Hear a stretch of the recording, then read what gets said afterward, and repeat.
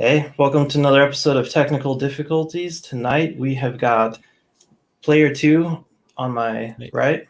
What's up? And Riskable has joined us to show us something really cool. Let's just jump right into it. Riskable, what do you got there? Sure, I made a new numpad for myself. So I actually made a numpad design before I made my Risky board here. And it was just a test because I was still learning how to make PCBs.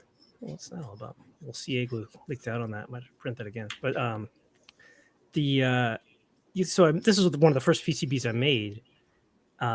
And as you can see, it takes a black pill instead of having the microcontroller built in. But for reference, this STM32F401 is actually the same thing that's being used inside the Risky board. It's like right under here, right under the screen. And so this was the simplest design, so I could take it. I wouldn't have to design a microcontroller into the board, which is like an order of magnitude greater difficulty. Sure. But it was basically the first thing that I tried to make, using the 3D printable switches. And it's got the, you can't see it because I covered them up to make it splash proof, but the Hall effect sensors are all under here and they line up with the switches, right? And this particular one came out absolutely fantastic. I made a little mistake. I used some CA glue, and apparently you can see that on the camera. It doesn't really show up in real life too well, but that's what that is. Those little smudges, they're just like that haze that you can get from CA glue when it hasn't quite fully dried. And that was on the stabilizer here. I made a mistake when I was putting it in, and I cracked something. Put a little CA glue there to fix it. I could just print another one, but I was like, it's just a tiny little crack. Let's just glue it. So that's what that is. And as you can see, these keycaps came out fantastic. They're shiny. Yeah, this is they're incredible. ERYONE Galaxy Red. And I got it as a gift for my birthday, April 12th. So you know. You know what? I've got some of the Galaxy Silver right here. Yeah, and this is CC3D Silk Gold, which is very popular. And the police are coming to get it because this is so cool. It's so cool it'll be illegal. Yeah, and these were I was trying to decide what color I should go with. Like, so I don't know if you can tell, but the 1 and the 3 here are gold legends, and the 7 and the 9 here are white legends. And that is actually CC3D 3D Solutech Silk White. So that's what that white color is. And for the first time ever, I actually printed the switch body in that white so it would match the top. But if you look closely, you can see that the stems and the sheath are actually just regular clear PETG, the cheap stuff. Now, how did you get the secondary color in these keycaps? It is a multi-material print. So that is just, the CC3D gold and the ERU1, or how the hell you say that, red. Just a multi-material print. So two colors. 2-color print, basically all it is. I can do up to 5 colors, but for keycaps, I've never had to do more than 2. Really, I did. Was that a manual change, or do you have one of the color mixers? I have the Prusa MMU2, so multi-material upgrade version 2, so it can print up to 5 different filaments with just one nozzle. You don't need excellent. Yeah, so basically, it just takes a lot of time to pull the filament out of the nozzle and then move over, and then it loads the next filament. So it's not as complicated as it sounds. Yeah, that's my numpad, and I actually haven't programmed this yet because I've been working on the physical part of it, and I was really busy today. I didn't get a chance to program it, but it'll work shortly. It only takes a moment to program it. Nice. Yeah. The golden red kind of gives me Famicom vibes. Like, yeah, everybody's got like Famicom. It's funny. I've gotten messages from so many different people. Like, so many school sports teams use this color scheme, so everyone thinks it's their team that I was rooting for. No, I did this because it looks cool. I didn't have the Seminoles in mind or any other team. I just thought it would look nice. And the part that I really struggled over with this was the top plate. I was like, what color should I make this? Because I was like, if I did it gold, it'd be kind of overkill, So I was like, I'll make it black, but then that wouldn't look right either. It'll be too dark. So I think I made the right choice with the white here. And it's let me tell you how fragile this material is. It is not a good structural PLA. it will break very easily. So And printing which the white bodies, material is that?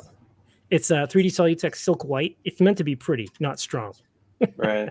So I actually broke 2 of these bodies sticking them in there because they're just that fragile. It's not made for this sort of thing. But fortunately, when you have a 3D printer, you break something, just print another one. It's like a penny. I printed out, I want to say a dozen extra. Yeah. For sure. Isn't that cool? And I could, if I still have my old one, I could actually just swap this one out, put the old one on, because it's hot swappable like that. One of the best features about contactless key switches. I can just take this over to the sink and rinse it out. There's no electronics in here. Quick and easy. And this is for the rotary encoder, but it doesn't work because of a mistake I made with this PCB design.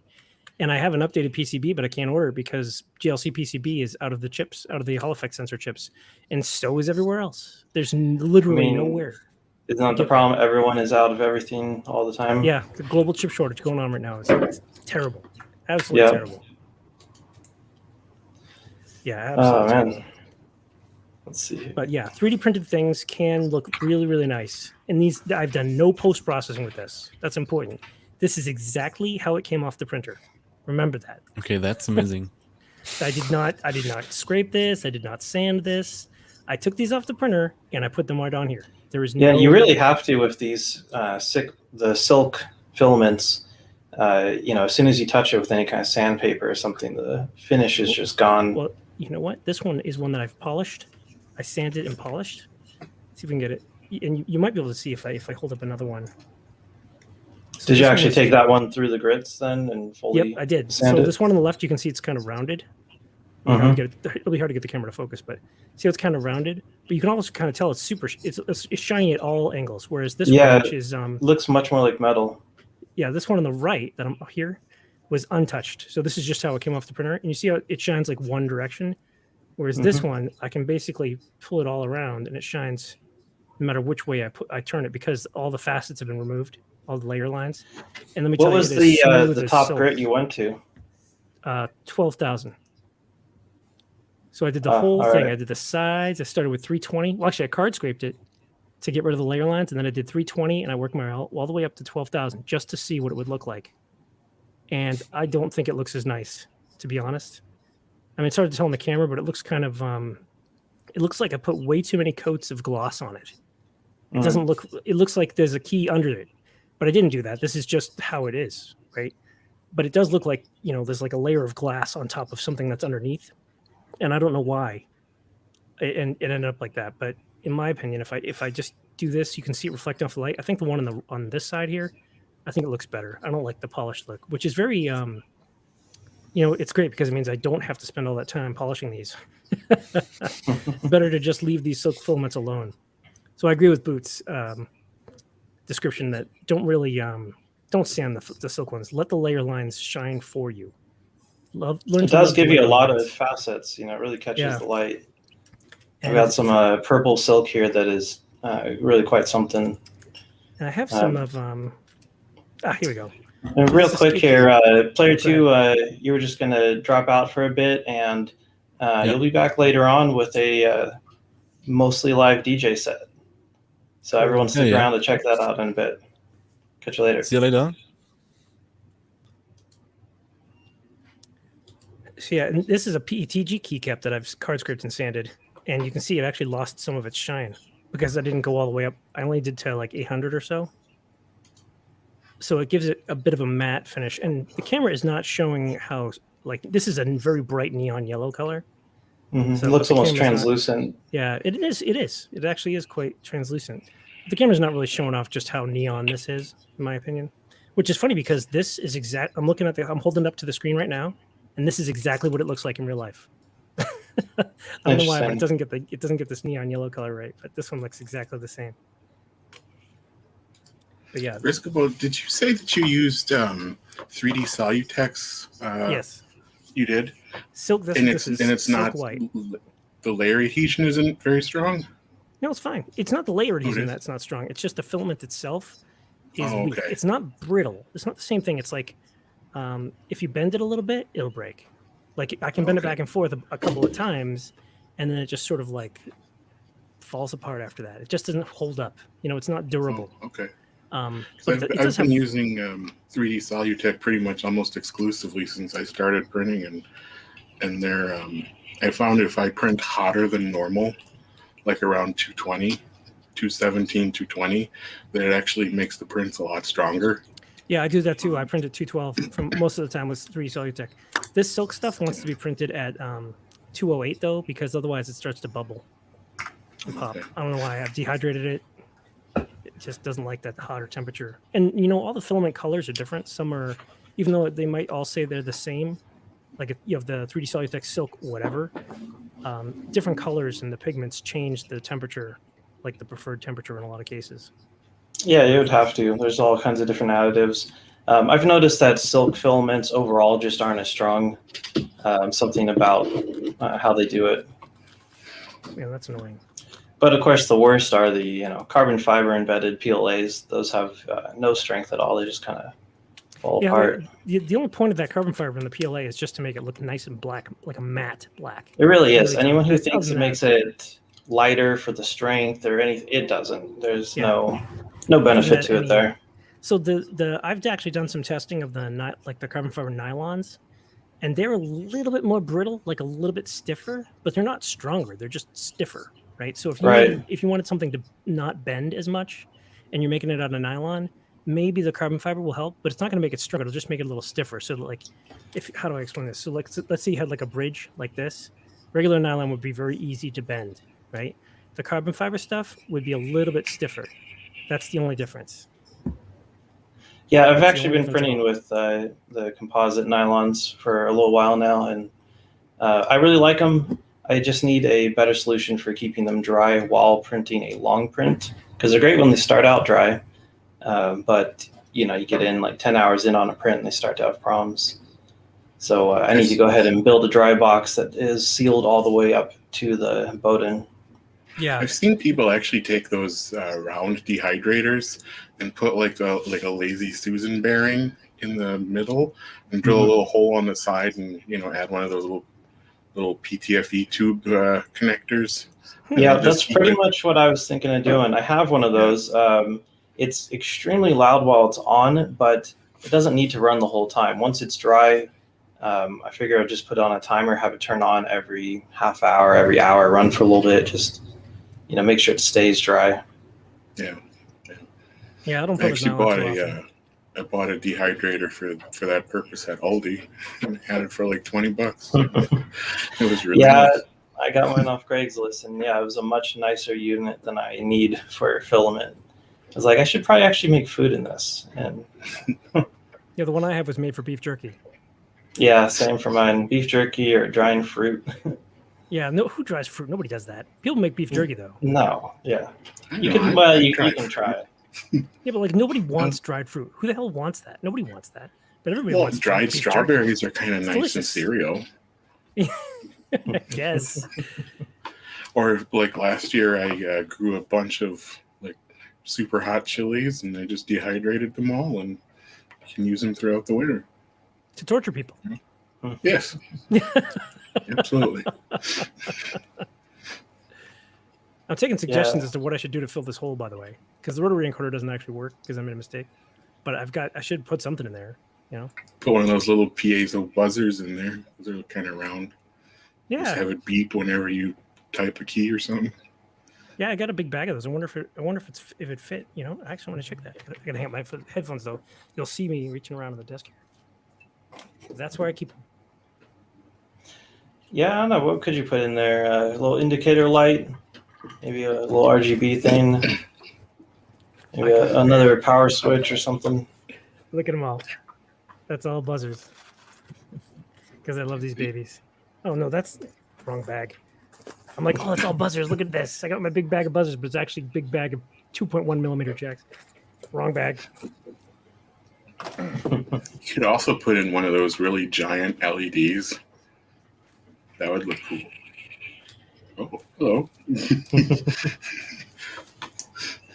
Yeah. Now I got the bag of buzzers. Let's see if it fits. Bag of buzzers. There we go. Back to the multiplex.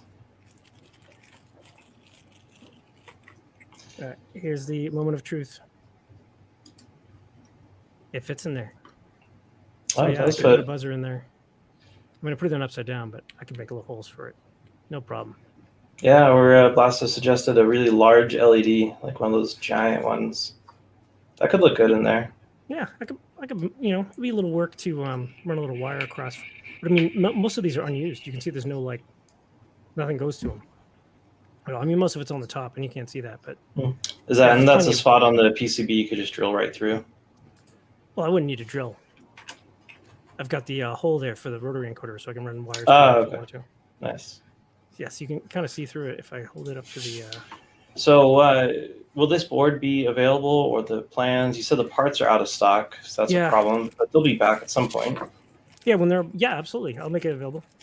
So I was thinking about redesigning it to actually include the microcontroller right into the board because I know how to do that now. And then there would be space up here to put whatever you wanted, like a little screen. It's like the perfect space to put like a calculator screen. You know, I was thinking about getting a Yeah. rotary encoder and putting like one of those like LCDs. You know, like an old school Those LCD. little OLEDs would be a good fit there too. Yeah, but they're too short. I've got a bunch of those, and they're all too short. Like, here. This isn't what. Oh, Maybe put a square display in. yeah. So Just this put is your more typical buzzers in. All 2.1 buzzers across the top. Yeah, the 1.3 inch LCD, and you can see it's not wide enough, and they don't. I could put two of them on there, or maybe even three. They But make these wider LEDs ones. they're just I not. think. Only a little bit though. They've got slightly wider ones, but not wide enough. It's the LCDs that go really wide and would fit, but the old school LCDs that just have the digit displays or one of those LED digit displays, like 7 segment, I think would be better for a numpad up here, just so you can turn it into a calculator. It would be retro. I don't know. That'd be pretty cool. I'll find out what fits, and I can always make just a little bit wider. It's actually super skinny. You see that? Most numpads actually have quite a border to them. This one has almost no border at all. It's basically borderless, bezel-less. That's what that is. The bezel. The only bezel is up at the top. The rest of it's just almost totally borderless. Yeah, it's a good look. I like it. We were talking about these little things. I don't know if I've showed you this guy yet. It's pretty well finished. Oh, there's Hans. Oh yeah. Hans is everywhere. But yeah, a little macro pad I was working on recently. It's got the rotary on the end with the switch, 4MX black switches. And it's a fun little kit. Using the Seed Studio XI-AO for the controller. And it can just run Arduino or CircuitPython. It's a pretty good little board. It's got quite a bit of unused pins on it too. So, there'll be some experimenting to do with it. Yeah, you got some of these too. I got a stack of them over here for these kids. I love these things. I haven't used the them yet, but price I is just great. I love how it looks. It just looks perfect sized, doesn't it? Yeah, and it's nice to use. The price is good, and it's got a very capable CPU in it. Yeah. Not a lot of storage, though. That's the only shortfall, but you could use a SD card storage or SPI something or another, some external storage chip on it. An SPI flash, yeah. Yeah. That's what the Risky Board's got. It's got an SPI flash right under here. Yeah, I mean, with that, and then they also sell a pin multiplexer for it, so it's a little add-on board. But then you're just making it, you might as well just use something else that was built for that. Yeah, an I2C multiplexer. Having the small size on it, it really is what makes it great. And it fit in here really nice. On the bottom, the USB-C cord feeds inside. So you don't have it just sticking out the end. It can't snap off. The cord goes in, gets locked in place by the bottom plate, which I have off right now. And it plugs in at this end. And it's got just enough space to fit pretty much any USB-C cable. I've tried it with all the ones I have. They all fit okay, so no problem there. Yeah, it's a cool little board. It also has an RGB LED built into it, which is kind of fun. So the next one of these cases is going to have some space for the light to show through underneath the knob. So it'll be one more thing you can do with it, having the indicator. Yeah, that's what I was thinking about doing for the next version of the Risky Board. I was going to put like 2 LEDs, maybe one there and one there, top and bottom, or one on the left and one on the right. But one on the top and bottom is actually easier from a space standpoint. What if it made the frosting of the Oreo glow? Well, that's not a bad idea. But I Maybe you can't, could use hot glue instead of the frosting. Oreo is a copyright. It's a trademark term. I can't sell their boards with Oreos. That's just something that I put on there. Chocolate sandwich cookie. But yeah, maybe that's not a bad idea at all. Boot. Yeah, plus well, I do like the four corners too. Don't write Oreo on it and just have it there. Well, let's talk licensing deals. They should pay me. Maybe someday. Keyboards, yeah.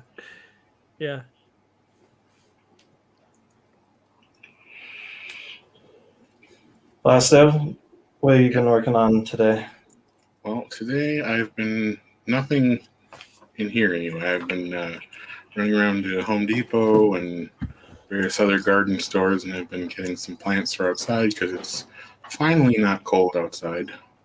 And I'm going to plant some peppers and some tomatoes and things like that, and got some flowers. So. Yeah, that'll be fun. I spent a little time outside today too. Kind of regret it due to the allergies, but just flying this little thing around. Those are fun.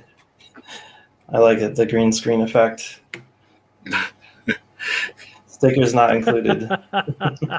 That's funny. I like that. The camouflage drone, but not a drone, just a quadcopter. You definitely need to be flying it perfectly.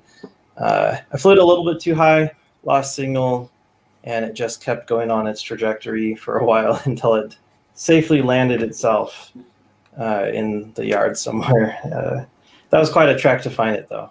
Unfortunately, I did not have my buzzer on board because I didn't really want to annoy the neighborhood if I did crash it and have this 110 decibel buzzer going off. But it was pretty fun flying it around. Just going to have to modify the buzzer itself so that's not so loud. It doesn't need to be where I'm flying it.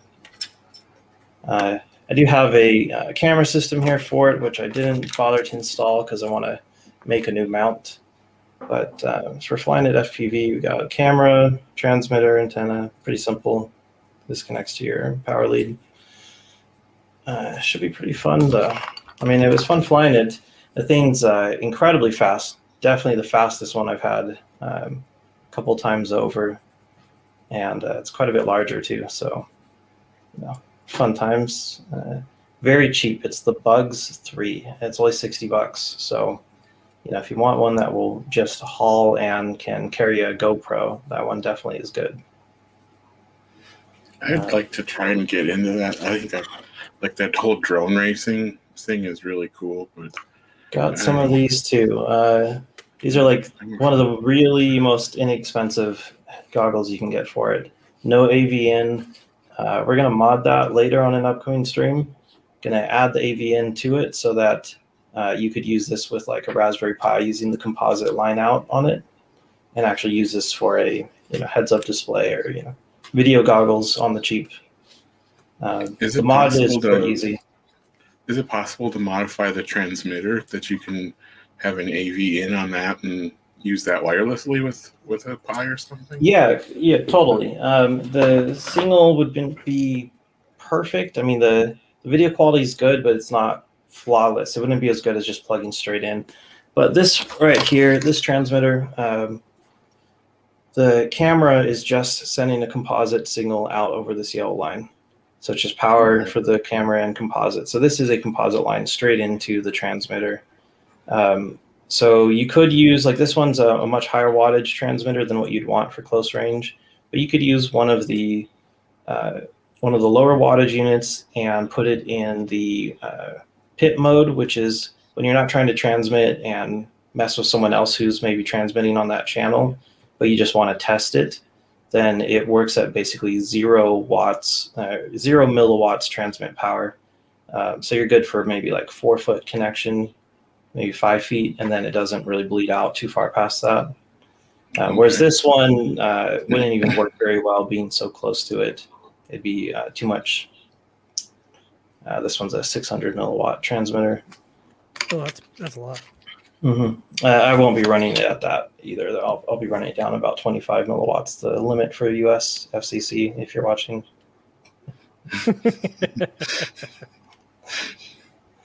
For reference, I just got out the acetone to get rid of that CA glue because Mhm. acetone dissolves CA glue. And I don't know if you can see, but Did it smudge made it? so much worse. Well, what happened was it rubbed the red pigment right off. Like it became super duper smooth. Yeah, Like so the silk filaments, the additive they put in is affected by acetone and other strong Apparently. solvents.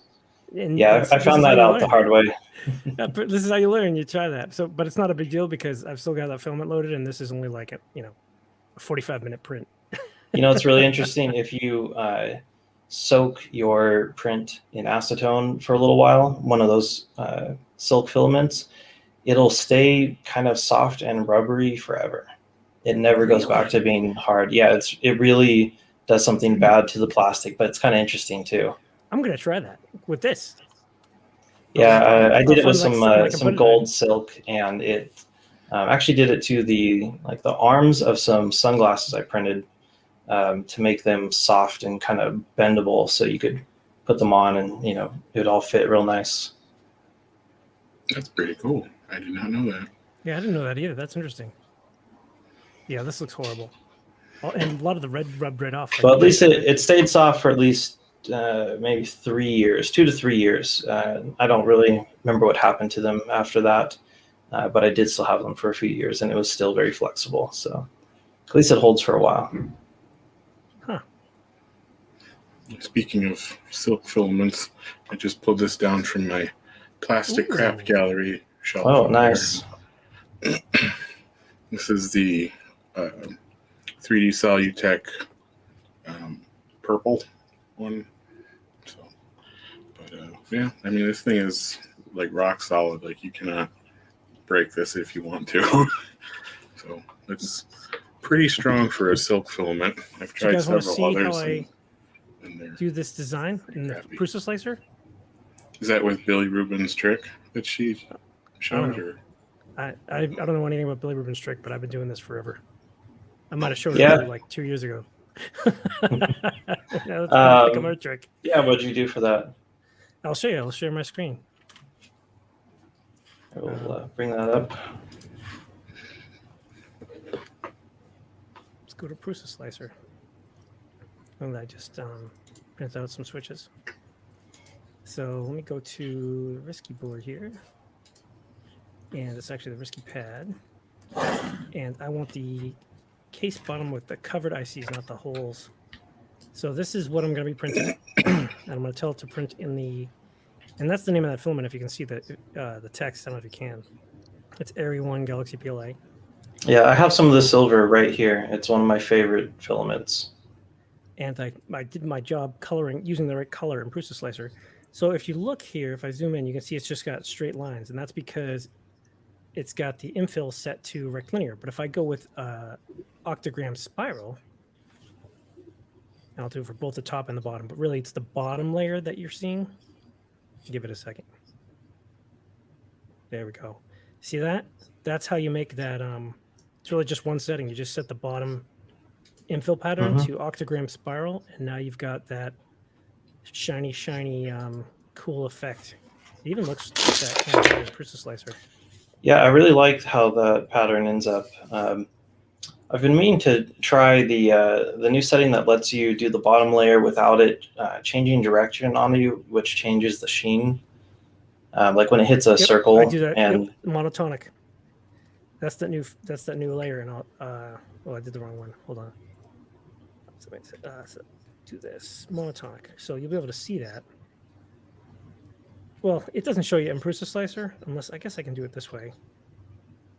So right. See how it gets right here. And and it just keeps going.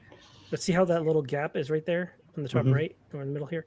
Now, if I change it to rectilinear, and I control the slider,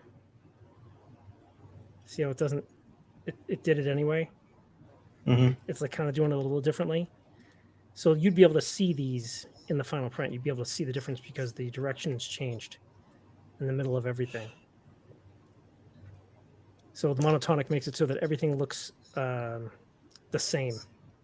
It'll it takes a smidge longer than rectilinear, but it's worth it if the bottom part of your print is going to be visible.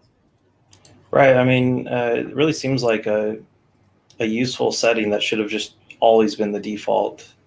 I know, doesn't it? It really does. I'll show you here. I printed this one out. Of course, you're not going to really see anything other than a slightly textured print with a little bit of a kind of shine to it. I see that. And this is just a new textured bed I got. It's a bit heavier texture. And I did this with the Archimedean cord, so it does the little squares over and over, repeating squares. Yeah, yes, I know that very well. And you know what? The finish is great. Like it really hides the fact that this is a print. It gives us this very unique look to it. The only problem is that it violently shakes the printer to the point where you really feel like it's doing damage to Yes, it. it does. And I don't like that, because every time that happens, I find that I have to go back and kind of fix things. So for reference, when you buy Overture filament, it comes with these little like print surfaces, and it actually is textured. It's hard to tell, but it's a much finer. I have quite a few of those. Yeah, I have zillions of them. Zillions. I've got a pile of them under my printer, and it's starting to become to the point. I actually just use them for cutting boards, like cutting mats. So I don't. That's a good idea. So I don't actually damage this cutting mat. I like to just work on this and not have it be sliced up. Yeah, I have so many of them that they're great for that. Yeah, it feels like sandpaper. That's the texture of this. And sometimes prints do look a little bit better than this than they do on the Prusa PEI texture. Yeah, I got the, experiment. let's see, was it the Easy Flex 2 that TH3D sells? I got myself a 400 by 400 millimeter sheet, and it is quite nice. And if you do a good job with your smooth sheet like I do, it stays nice and shiny. This is the original. Any scratches? Nope, because I sand it after every print. Every single print I sand it with about 1,000 grit sandpaper, like a foam sanding pad. And I've only used this side like once, I think. And so this is the original, and it's obviously very greasy from all my fingerprints. But there's no scratches here. Well, I guess there is, but that's just from me sliding it onto the bed a million times. But yeah, this is the original. And this side's never been sanded, so you can see. Yeah, you know, the problem with getting the scratches on it is it shows up in the sheen of the final print on that layer. You know, it picks up the most microscopic details into that final, into that bottom layer. Yeah, so that's the key. Is if you want your smooth PEI sheet to stay smooth without visible scratches, you got to sand it. And you'll get some scratches here and there, but if you just keep sanding it after every single print, they'll go away eventually, you know, because that's just how sanding works. You know, right? I want to try using a milled aluminum bottom plate so that it actually has those milled circles in the pattern. See if that would transfer into the bottom layer of the print. So a friend of mine was experimenting with something similar to that, but he used a piece of steel he got from work. Yeah, this is a unfinished piece of steel that I've got for experimentation like that. And I was hoping it would come milled like you were suggesting, but it's actually not. It's actually perfectly shiny and smooth, just like you would think. And the only thing I've done with this is I tried printing directly on it just to see if anything would stick to it. It doesn't. You got to put some sort of texture on here or glue, like nylon with glue stick works fine. Just the bare sheet for reference. Yeah, and let's see. I think Billy Rubin was the one that was putting the foil down first, and then printing on that, so it transferred the like the chrome holographic style of film. Do you remember seeing that, Blasto? I need to try that. I think so. Yeah, she does a lot of really cool printing stuff. I especially like her fabric stuff that she does. I think that's really cool. I want to try some of that. Yeah, I've got a roll of the Thule to do some of those prints with it. Tool. Not Thule. Tomato. You've obviously never watched a fashion show. No. Clearly not. I mean, just look at how I'm dressed.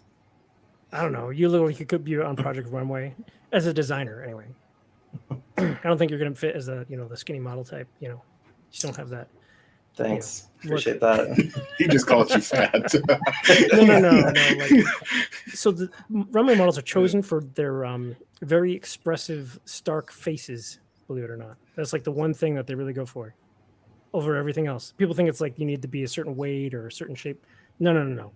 For models, they want faces that just are stark and just draw attention to whatever it is. That's why you see all these fashion magazines. The women have like these bright, like way wider eyes than you'd normally have. Like they're way open. And then what they do afterwards is they adjust their eyebrows down. So they're opening their eyes as much as they can for the photo to give them a really bright expression that draws attention to the photo. And then afterwards, they Photoshop the eyebrows back down to make them look normal. So that's the look that they go for. Your face is way too normal. I should try that. I'll be like, yeah, exactly. There you go. That's what they do. Your face is too normal. That's what I'm saying. One of these. You don't look weird enough. You don't have to worry about Photoshop then. I can always just pull the weird face, Just... Yeah. Oh yeah, you got the. See, I've only got it as a hand model, but just the left hand. Yeah. What are you doing?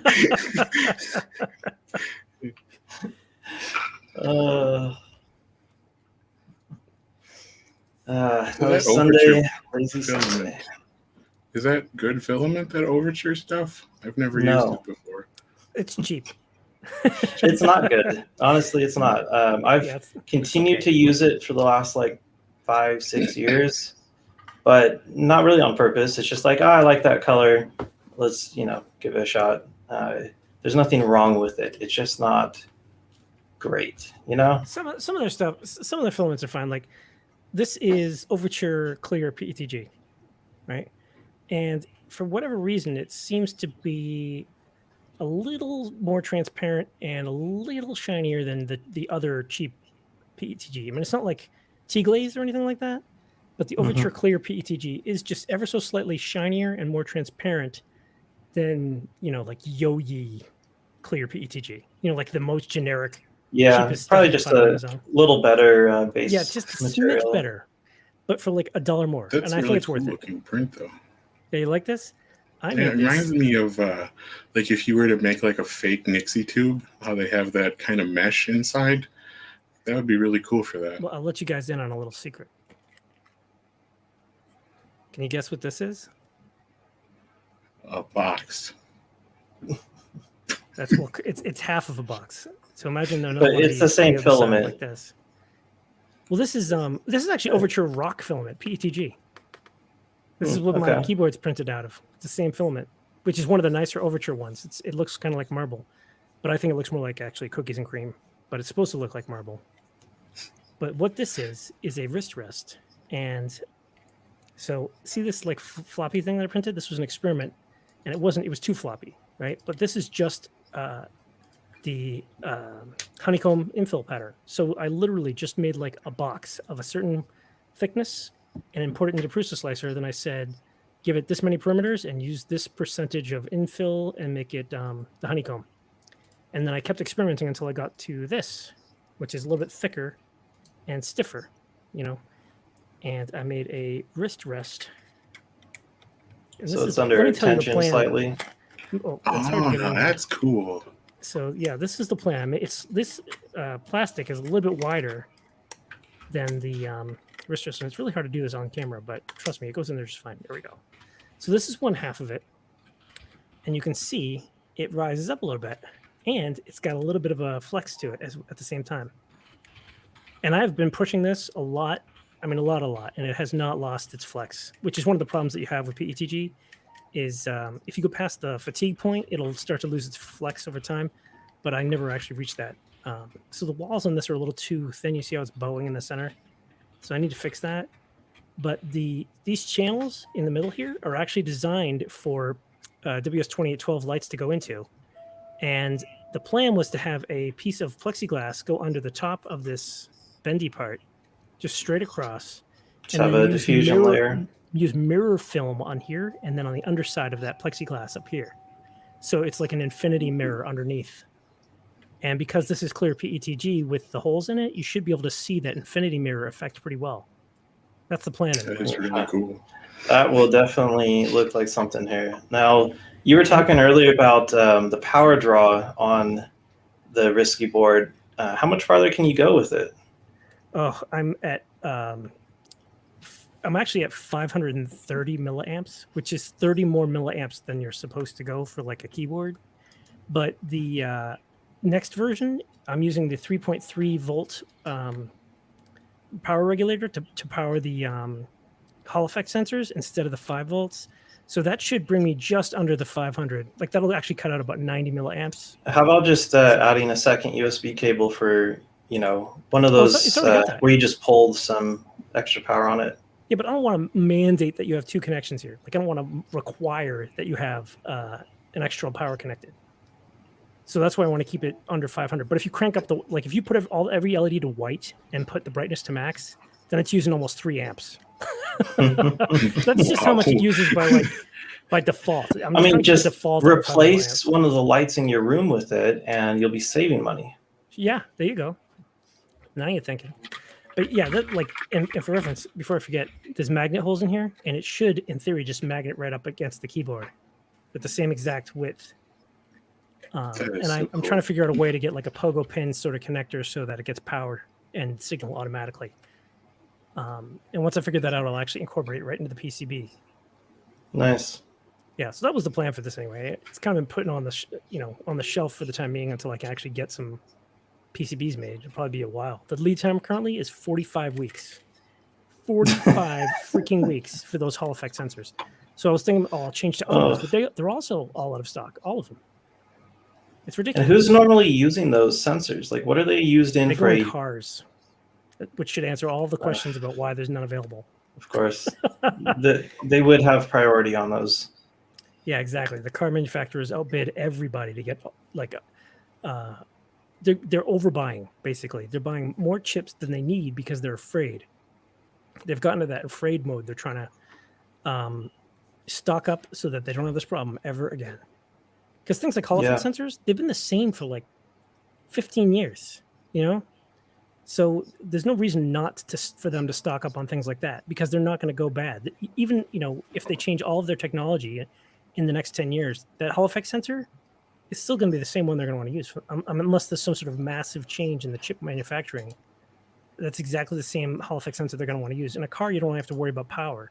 Like, there's plenty of power available for things like Hall effect sensors normally.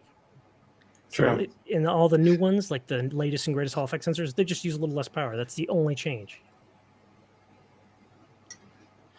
You could always go to like Goodwills and find like Xbox 360 controllers and harvest them out of the triggers.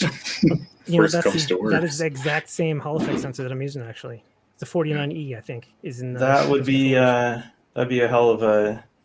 You need a lot of Xbox controllers. Well, yeah, because each keyboard... You could see them at every Goodwill there. So this is the Risky board 70, right? And so there's 70 keys, which means 70 sensors, plus 2 for the rotary encoder. So that's 72 Hall effect sensors I'd be desoldering. That'd be a lot of work.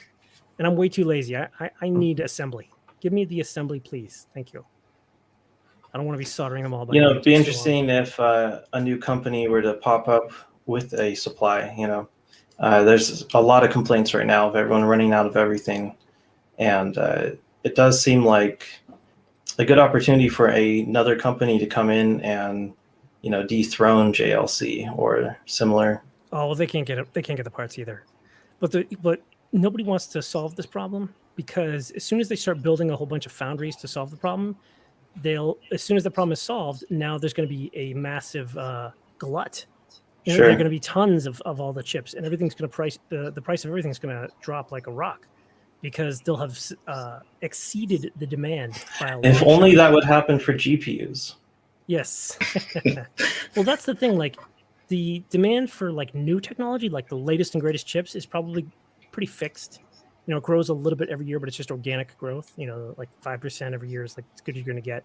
But things like Hall effect sensors, that's just flat, right? Unless they invent new products like I'm doing that use the sensors in a way that they weren't being used before, there's really not going to be much growth in things like that. So these companies that make chips don't want to invest in making new wafer designs to use like the 300 millimeter wafer process.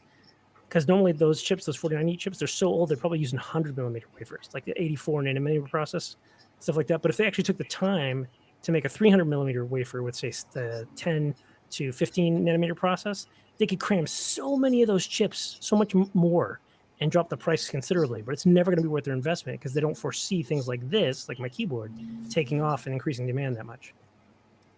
So it's tough. It's a tough problem to solve. But eventually it'll solve itself. And then like 2-3 years from now, we are all going to be able to get tons of stuff super cheap. But until then, we're screwed. Everything's going to be overpriced. Sounds about right. Yeah. Well, thanks for being on. We're going to jump into the next segment here. Player 2 has done an awesome DJ set for us, which he just recorded right before the stream started, because it's about 4 a.m. for him. So we'll be playing that, and then stay tuned for Jay. He is going to be joining us, Back 7 Co. Everyone's familiar, everyone knows him, and it's going to be pretty fun. So Riskable, thanks for being on. And yeah, MSG is going to be joining us too, one of our mods from the group as well. Yeah, all right, stay tuned. Might take a moment to get this going because this is technical difficulties. Golly, those are so pretty. I know. Get a good send off.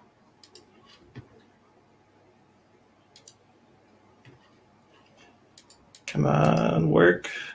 That's all right. I've got everybody mesmerized. Take your time. I've even got like a star twisty keycap too. Here we go. Let's give it a shot. Can everyone hear? Yep. Well, I hear you.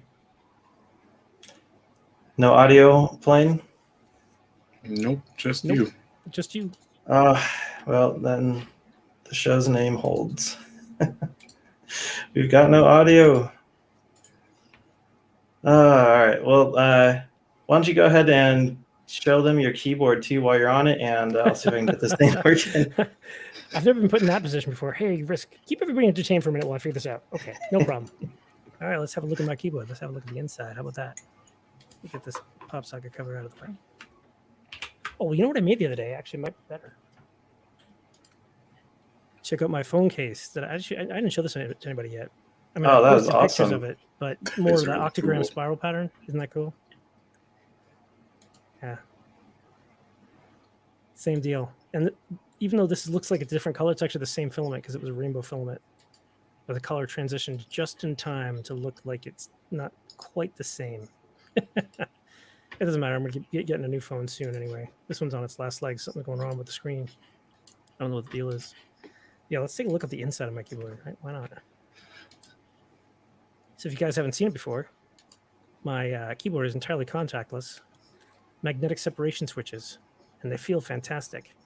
Someone wanted a sound test. Someone was asking for that. This is what it sounds like. And actually, let's hear the difference between like what this sounds like with no bottom, and my whiskey pad, which has the bottom, already attached with, because you'll get a better sound of what it realistically sounds like.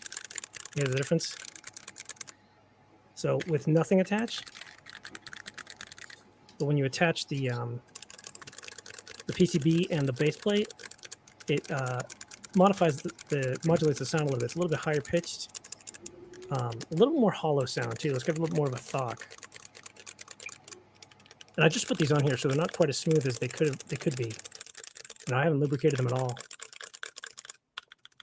That's the stabilizer sound. I know a lot of people care about that. If I gently touch it, here it doesn't rattle. Whereas a normal stabilizer would rattle.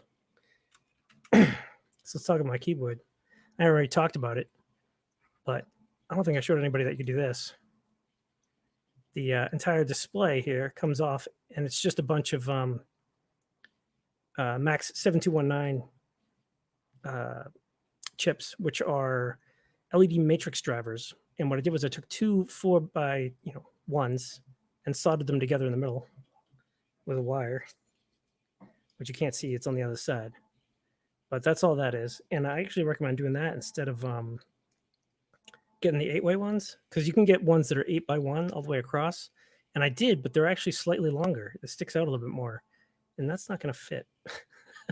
So I got to figure out some way to do that. Like in the next version of the PCB, I'm thinking about using, or rather moving the rotary encoder over to the right just a smidge to give myself more room for a display. And I think I'm going to move the buzzer somewhere as well. And I'm open for to suggestions as to where I can put the infrared LED. Right now, I've got it, I think, right here on the edge, with the assumption that it will be a through-hole component, and you're not gonna push it all the way in. You'll have those. It's got 3 fingers, and instead of putting it all the way through like that, you just keep it up like that, so you have some distance between the PCB and the top of the case here. And I'll put a little slot in the side so that it slides in there. But I mean, I'm open to suggestions if there's a better way, or if maybe there's an SMD version that I haven't heard about yet. I don't know.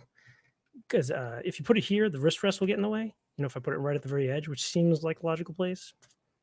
But I don't know. Something I'm working on. This side, if I take the other side off, you'll see what I'm talking about, actually. Let's take this off. My mouse bungee's still attached. But see how this side looks on the camera looks a little different than the left. This is the right, this is the left. The left side does not have the covers on the over those little ICs, but the right does. So this side is basically spill proof. The water, you know, if I spilled something on here, the water should not go down and touch the PCB. But on the left, it'll go right through. But I just wanted to point out that even though I'm covering it, you'd be hard pressed to see a difference in the brightness. Hold on. There we go. So can you see, is this side any brighter than this side? No, not really. So it's worth it to. No, you really can't see any difference in it. It's worth it to get the covered version, I think, rather than this. But that was the experiment that I did. Like, is it going to matter that I have like 2 layers of plastic on top of this?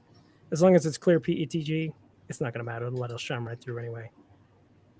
And I actually have something else. Put my phone in my pocket. It'll fall. Yeah. Wrong side.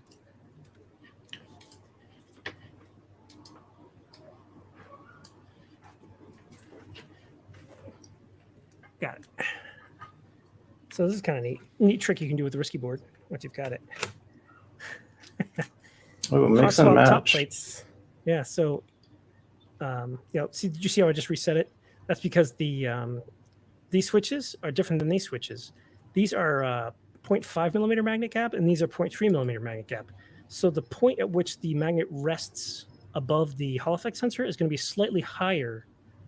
Slightly lower on the left side than it is on the right. So by hitting the reset, it tells it to rescan all the switches and basically forms a new baseline for all the switches. So that way, if I start typing, everything will work right, and it won't think that like how do I describe this? So I can press this key down the same as I press this one down, and it'll actuate at the same point.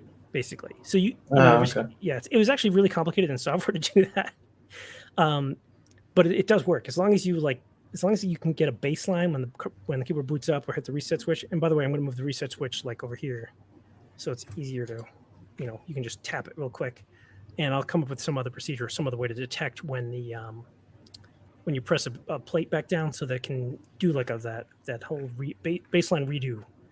But let me tell you something. That was really freaking hard to figure out in software, in the firmware, how to detect that sort of situation where one switch is like, say 1 millimeter magnet gap and the other one's 0. Like, how would I be able to keep them both working, right? Not so easy. Yeah. Well, it looks like boot is all set. Well, let's give it a try. Yeah, we'll try it. All right, let me know if you guys can hear it. I'll hit play on this.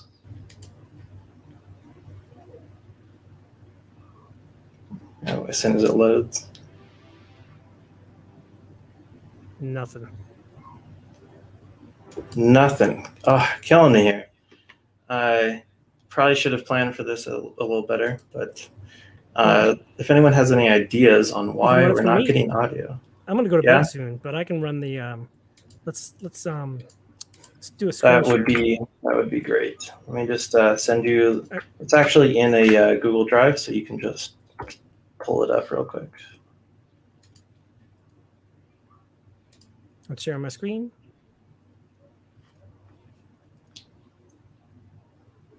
Now, can you hear that? Nothing. Hold on. It's really quiet. I can hear it. But let me switch to my volume control. and I might pipe it through.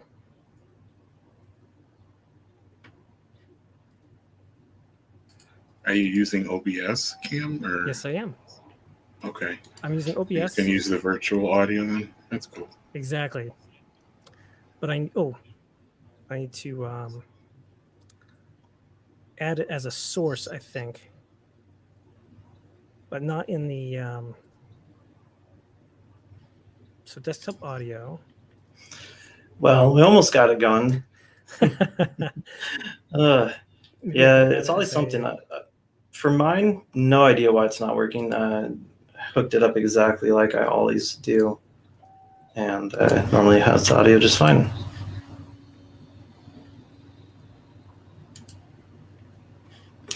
Well, since we're just hanging out here for a minute, why don't we have our other guests jump in for a second?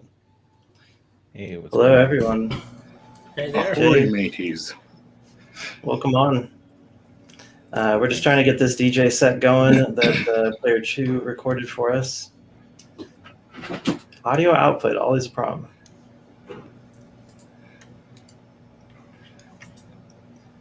How's everyone doing tonight? Good. Good. This risky work is pretty cool. Does he have a website or a blog or like something to learn more about it? I just have my YouTube channel. Oh, your YouTube channel. Cool. Yeah. Thanks. Like, Yeah, we should drop that in the chat for everyone to check out.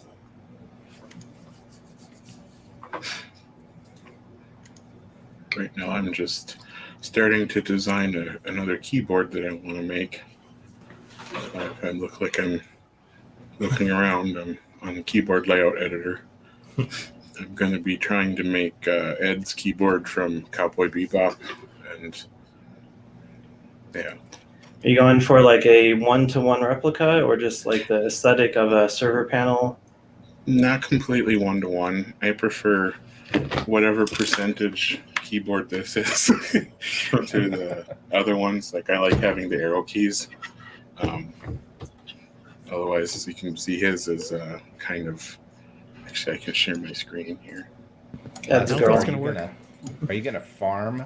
Are you gonna harvest it out of your old project, or are you gonna buy a new one? Oh, I'm gonna buy new ones. I bought a ton of key switches on Amazon, so I'm pretty set. But this is obviously not my work. This is from Charger on Geekhack. Anyways, can I share my screen, Boo? Yes, go ahead. Okay. well, I gotta go since Okay. it's not All working. right. Well, thanks for Have a joining. good evening, everybody. Bye, Later. Mr. Thanks Boo. for joining again too. So this is some inspiration that I'm taking from this because I don't know. I just kind of really like I dig these handles. Like I don't know why, but even on like server stuff, I just think it's really cool looking, those handles. And they found the almost exact same ones at Home Depot, so That's it's awesome. gonna work out well. On my original recovery kit, I wanted to put those handles on it so bad. I was trying to figure out a way to do like a fold-out hinge or some way to work it around the keyboard or something. I like. Oh, I've that. seen handles like that do hinge. Yeah, between the screen and the keyboard, there was no place for them to fold down to lay flat. So, Right. but I hear you, Blasto. Like that aesthetic, like those that aluminum, like that metal and the metal handles. That's a really cool look. Yeah, it'd be nice and solid too. Like that'd actually be good. Yeah, what I was thinking I would do is I would just get like an aluminum top plate, and then I would have like the 3D printed keyboard plate, I guess. I would screw up underneath it, and instead of having each key cut out of the metal, I would just have it a big rectangle, and then just kind of keyboard would come up from underneath it.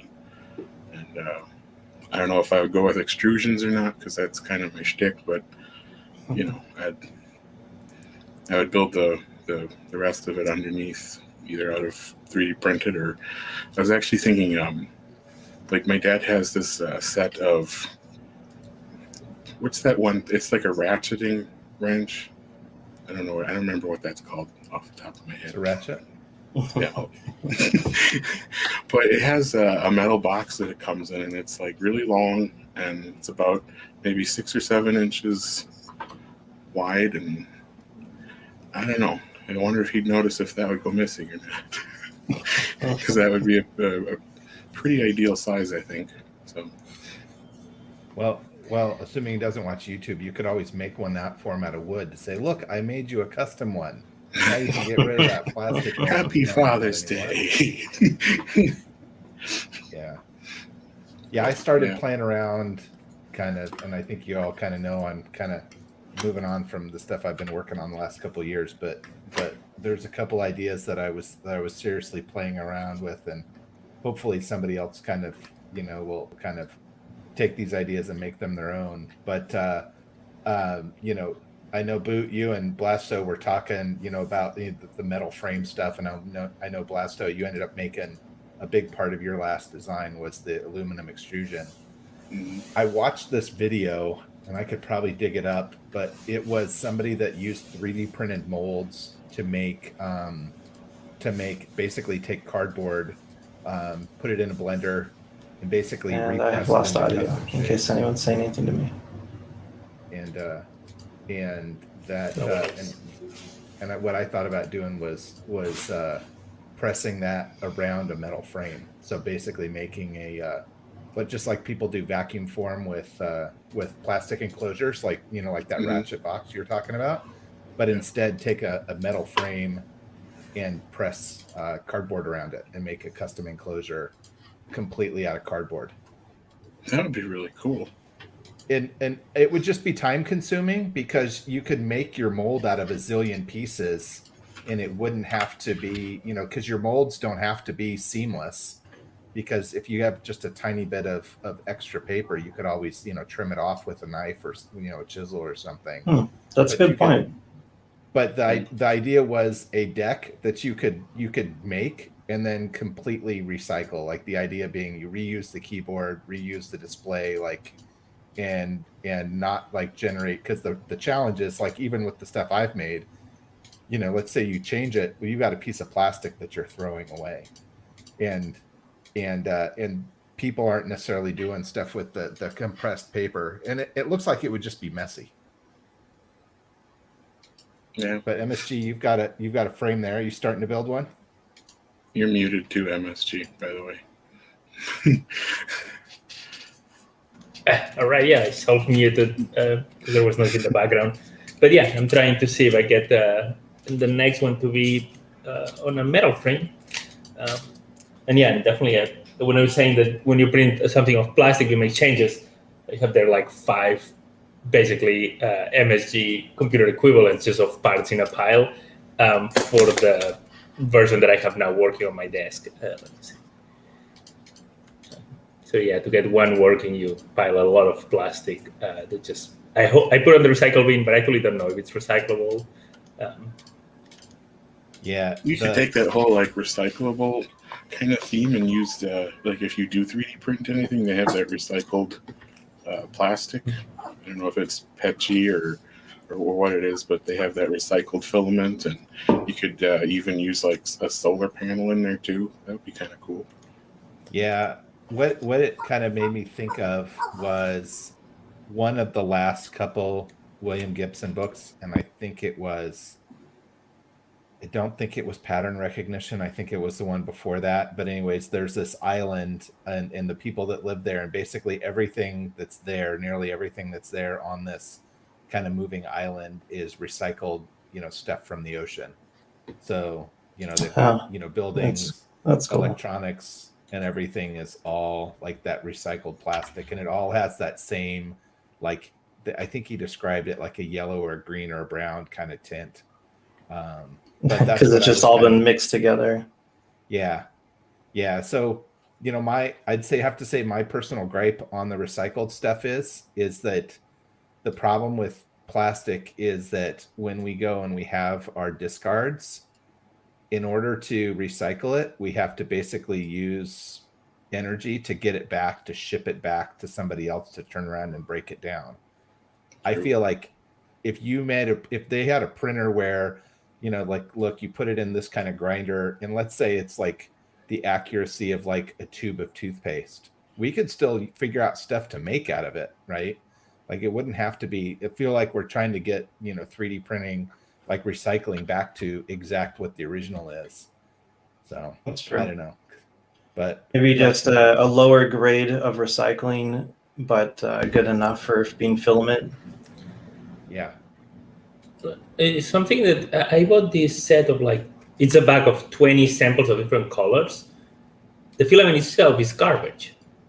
And I was like, well, I'm just going to use it for test prints. The problem is that I couldn't get adhesion to the first layer. It will start bending. It was just, it's shit for regular. So I ended up using just a percement for test prints because you hit print and it just stays to the bottom, or at least perfect. I used the cheap ones from the multicolor bag, and all the circles printed vertical are completely smooshed. The bottom layers all start like bending and warping. So I feel that if you recycle PLA and you get a lower grade PLA, you may actually not be able to use it a lot because you'll have all these type of issues that when it's shitty PLA, it just doesn't print nearly as well. Yeah, kind of garbage in, garbage out. Yeah. So, I don't know. You have, you know what I mean? This type of like PLAs that when they are shitty, you just don't print well. Yeah, and that's the thing. I had thought for a while about getting one of those. I guess they call them 3D printing pens, but something. I have one of them. Something. I don't really use them for anything except for filling in for little mistakes. Maybe you clip off a blob, or you had to, you just had some little chunk that was missing, some little mark. And if you're gonna sand the part anyway, you can just fill it in with the pen, and then sand it smooth, and you never know it was there. Have a good night, Trekius. See ya. Leaving right before we get the video to play. I think I might have actually gotten it this time. I'm just going to switch it over to OBS, and OBS can just play the video for me. And Greg, thanks for the pixelated art. It's so cool. Oh yeah, Trekius made some awesome pixel art for us, which we've been playing around with. Turned it into some emoji on the server. It's pretty cool. What channel is that in? What is that in? Our graphic art channel? Mm-hmm. I've been using the emojis, and actually I just shared. He made the MSG. He probably made also a one of the Pelican cases. Yeah, he did. He made one of the, I think, the recovery kit or. Yeah, the recovery kit. Yeah, I just shared here. the MSG on the. Oh my Twitter goodness, and I Instagram. see it. I love it. Oh yeah, that's right. put You've on got your own emoji now. Forgot to mention. Yeah. But the most important emoji is Hans. Just Is Throwing it out there. the text shortcut for it, like, what does it do? And it's just a Pelican case. I think that could be the one. buy a Pelican case. Well, so one of the things that people ask all the time is, why don't you use like the Harbor Freight ones, and why don't you use these other ones? And there's a real short answer that I never really ever gave anybody. And it's because only the Pelican that I know of, only the Pelican 1150 and 1300 lay with that lid flat and the bottom of the bucket kind of at an angle. Almost all the other ones tilt back or flip up or do something weird. And so there's something lucky about the 1150 Pelican, which is what the quick kit uses, and then the recovery kit uses the 1300. That's I have to tell you, I bought several off Amazon when I was first trying it out, and then I would get them and I'm like, oh nope, that's not going to work. Amazon return. That's what's nice about Prime. It's Yeah. don't like it, back it goes. Bad I feel consumer. like there's some kind of victory because whenever I go to order a Pelican 1150 case, it goes, do you want, these are things usually bought together, and it's the panel mount USB adapters, it's the panel mount USB-C adapter. Usually Just you started are the trend. Yeah, I feel like they just target everything that. Yeah, it's like everything I normally buy. They're like, here, just buy it again. You know, you already lost it. But you kind of disappeared in a haze. It's very foggy. It's gray. Yeah. I know. Can you hear the audio though? We can hear you. That's it. No. Okay. Yeah. Well, this is annoying. I cannot get it to output the video. I wonder if does this free version of Streamlabs not support sharing with audio? Is it just a feature they've turned off? Because this really did work every other time we've tried this. I don't know. Wouldn't surprise me. I mean, if worse comes to worse, you can just play it aloud in your room and have your mic pick it up. I mean, we can play that would not work. Let me see. That would create a feedback loop. What does YouTube say? We got 12 people watching. The chances that any of those 12 are not on the Discord, maybe we can just play it on a Discord, like on a music channel. Yeah, we might have to. Too bad, though. I wanted to broadcast that one for you guys. Jay, do you think you would be able to pipe it through? You have your OBS set up? I actually don't have an OBS setup. You're gonna force me into shame. I'm doing all of this from a Mac Mini right now. Nothing shameful about that. I'm on a MacBook Pro right now, so yeah. I think there's audio switch software, like audio, like for doing patching and stuff like that, and I have. Well, and I have that, and that's still what's not working here. Is the VB audio cable isn't going through? I don't think I've ever seen you without a hat, MSG. That was the That's first a time hat? ever. I thought that was just top of your head. My hair was bothering me. Yeah, my head has a NASA tattoo. So Jay, your Mac Mini, that's one of the new M1 chip? It's an M1, yeah. How do you like it? I love it. Yeah. My office is not very big. You can see one corner right here, and then the other corner is just next to this door, and it's a square room, and I work from home, and having a full-blown desktop in here is unworkable. You get maybe a couple hours, and even just idle temps and things like that. And I'm using a monitor, so laptop isn't really going to work for my old eyes and all of that. So the Mac Mini was something, and then I saw somebody did some graphic stuff and saying that they could easily do 4K, and it does 4K easily for like desktop stuff. It does Tinkercad 4K in Safari, which really no glitching on it. No, it's a lot better in other browsers because of it looks a little like fuzzy. It's kind of hard to describe, but it's very, very functional, works just fine. And I've got like my ThinkPad with its integrated graphics that I only do very, very minor edits in Tinkercad because it just can't handle, and Intel integrated graphics just can't handle it. So it's my email web, very, very light CAD kind of machine. And I think under load, I think they say it's like 42 watts under full That's not load. bad.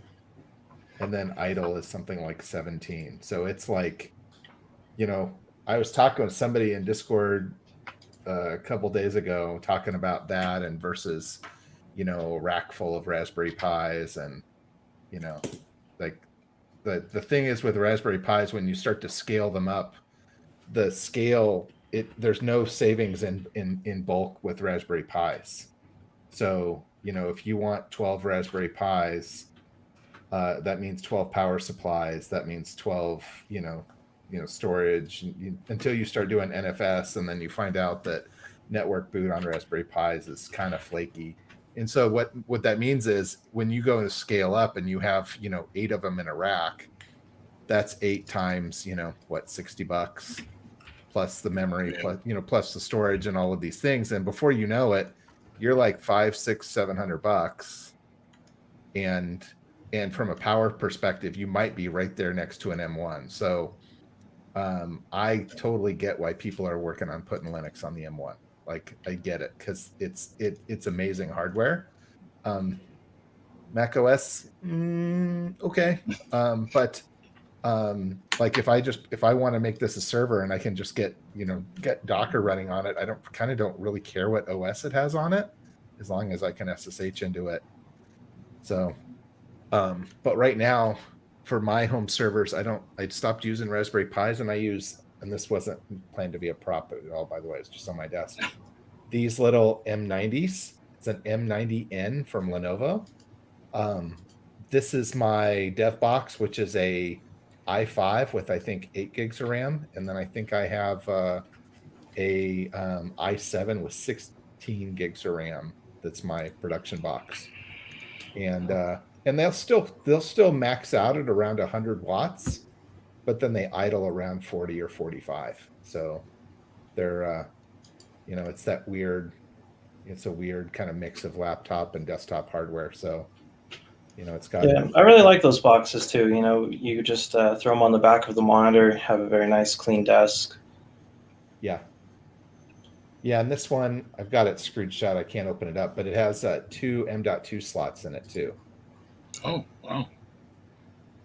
So, so my rant is the Raspberry Pi needs to do M.2. We need to stop subjecting people. Well, it has the PCIe line on it now. It's just there's only one. USB 3 then. Yeah.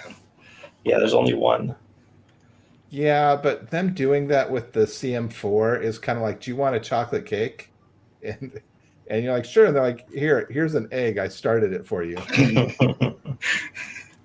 And so I saw like there's the guy that happened to see him on Twitter, I think this last week or week before, that's working on a board. I think those boards are awesome. Like, I fully think that we should have, ARM motherboards. I think that PC market, home server kind of thing. Yeah, we're looking to get the maker of the the Marquee board. Marco. Marco board. That's the one. Yeah, he's going to be joining us on a video coming up this week. Speaking of which, did you want me to reach out to him again, or are you gonna? Yeah, go ahead. Just I figured probably better if you DM him directly, because yeah, timing's hard when someone's in Germany Poland. or Poland. Yeah. Someone making some tea back there. I wonder how how Fusion 360 runs with Rosetta 2 on M1. I haven't tried, but no, I haven't really, I think I did some Illustrator and I got a warning. It said, hey, Illustrator doesn't run natively on this platform. We need to download something. And I have gig internet, but it still took like 15 or 20 seconds to install. And, So it's a good size update. So probably like a whole different program then. That's the Rosetta stuff is what it is. It had to, it just automatically, the first time I ran into something that needed emulation, it said, hey, I need to do this thing. And I did that. And then I ran Illustrator, and Illustrator in 4K is it's a dog on a really nice machine. So it wasn't like great. It was fine, but still,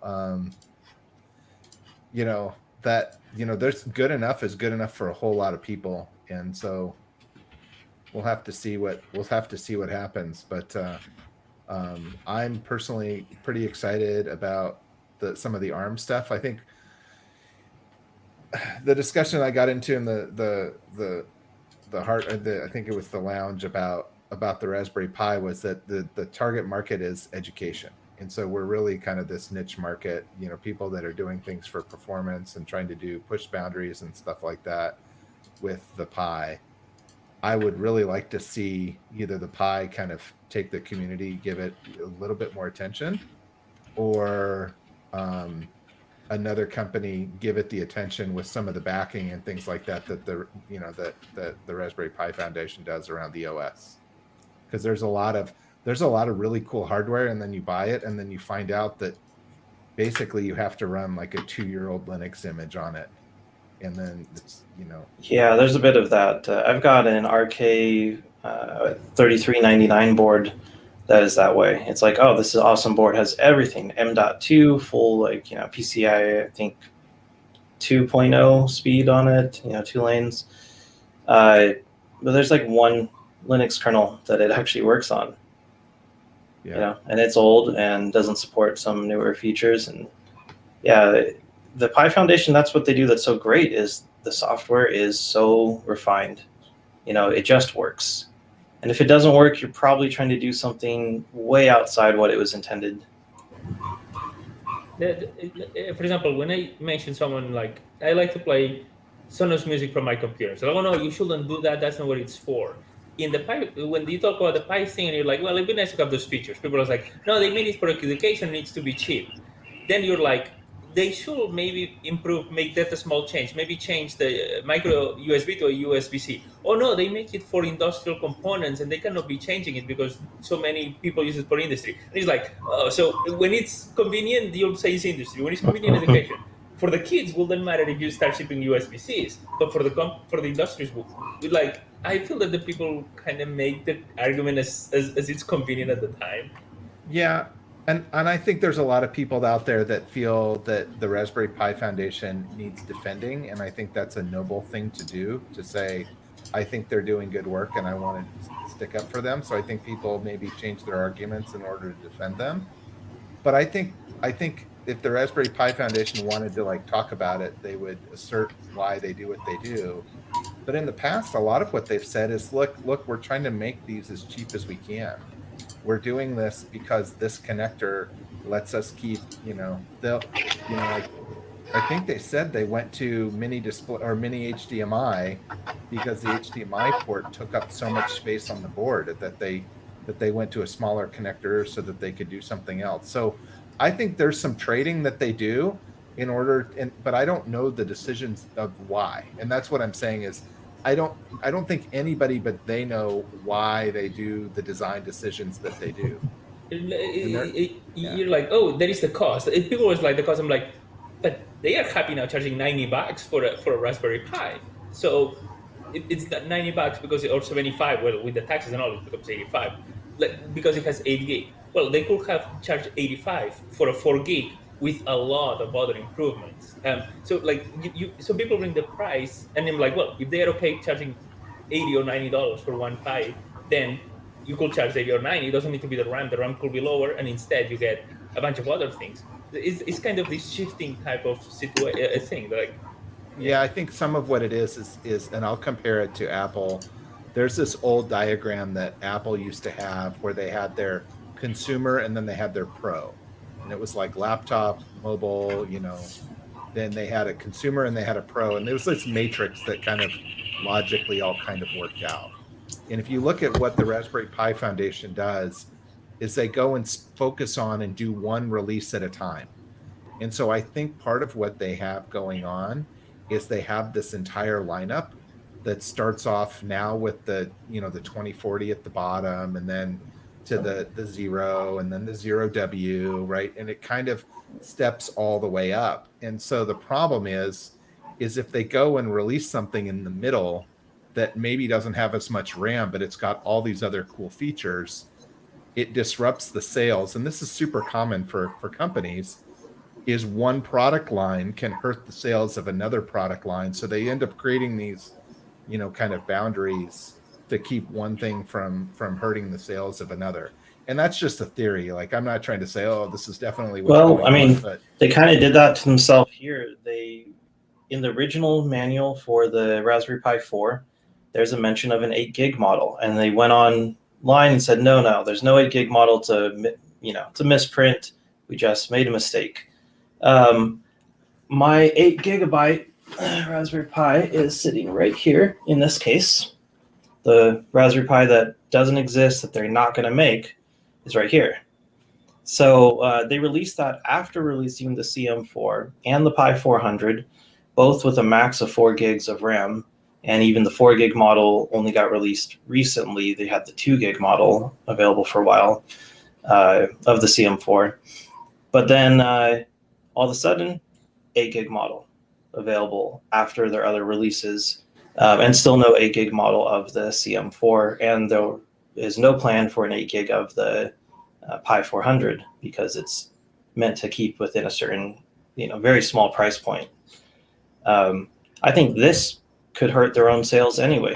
Here's an 8 gig model that you can buy today versus a CM4 that may or may not ever get released in the future. You'd be planning ahead for something that just might not happen because of their supply shortages.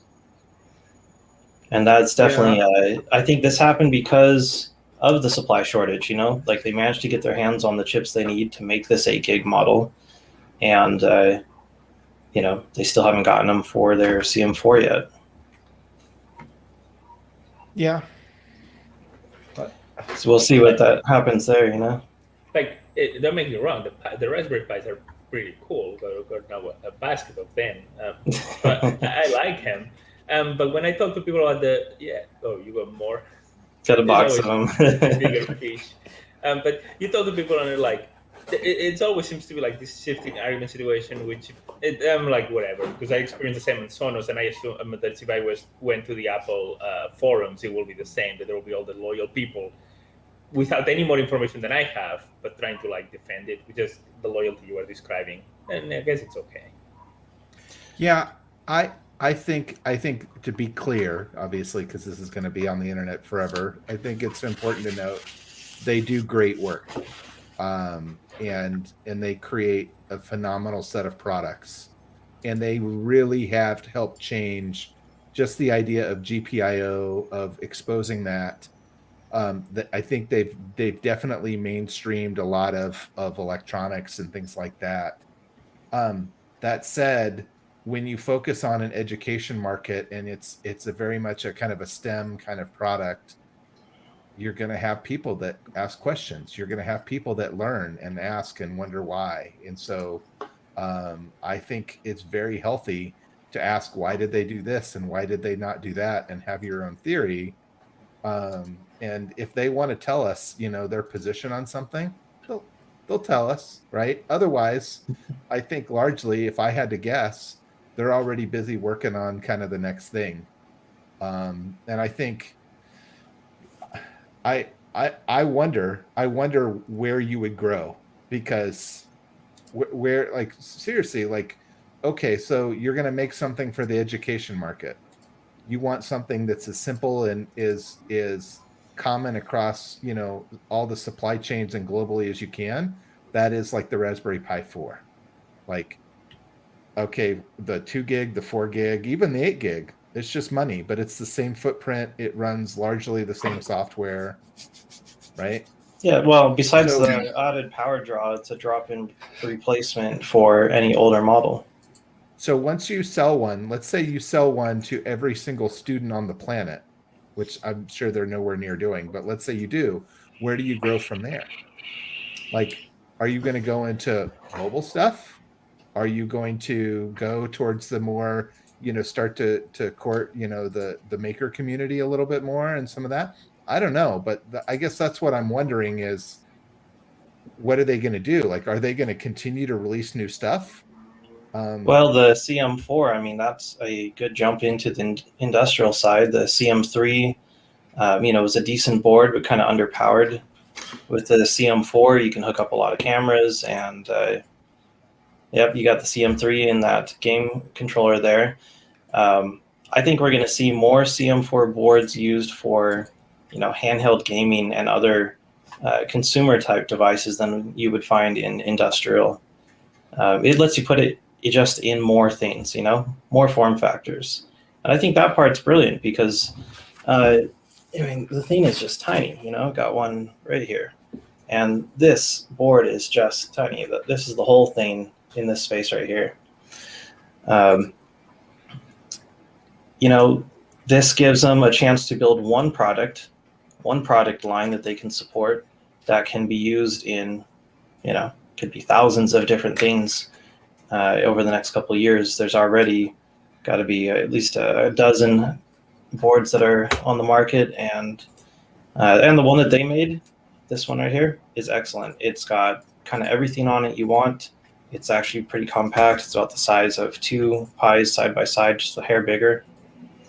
But this little thing right here, I think we're going to see used a lot of ways. You might not even know you have this. It might be in something you buy coming up, and they don't even really advertise it. They just use it as the baseboard.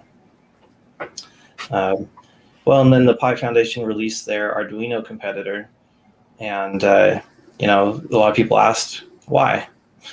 There's already literally 1,000 variations on it that you can buy today.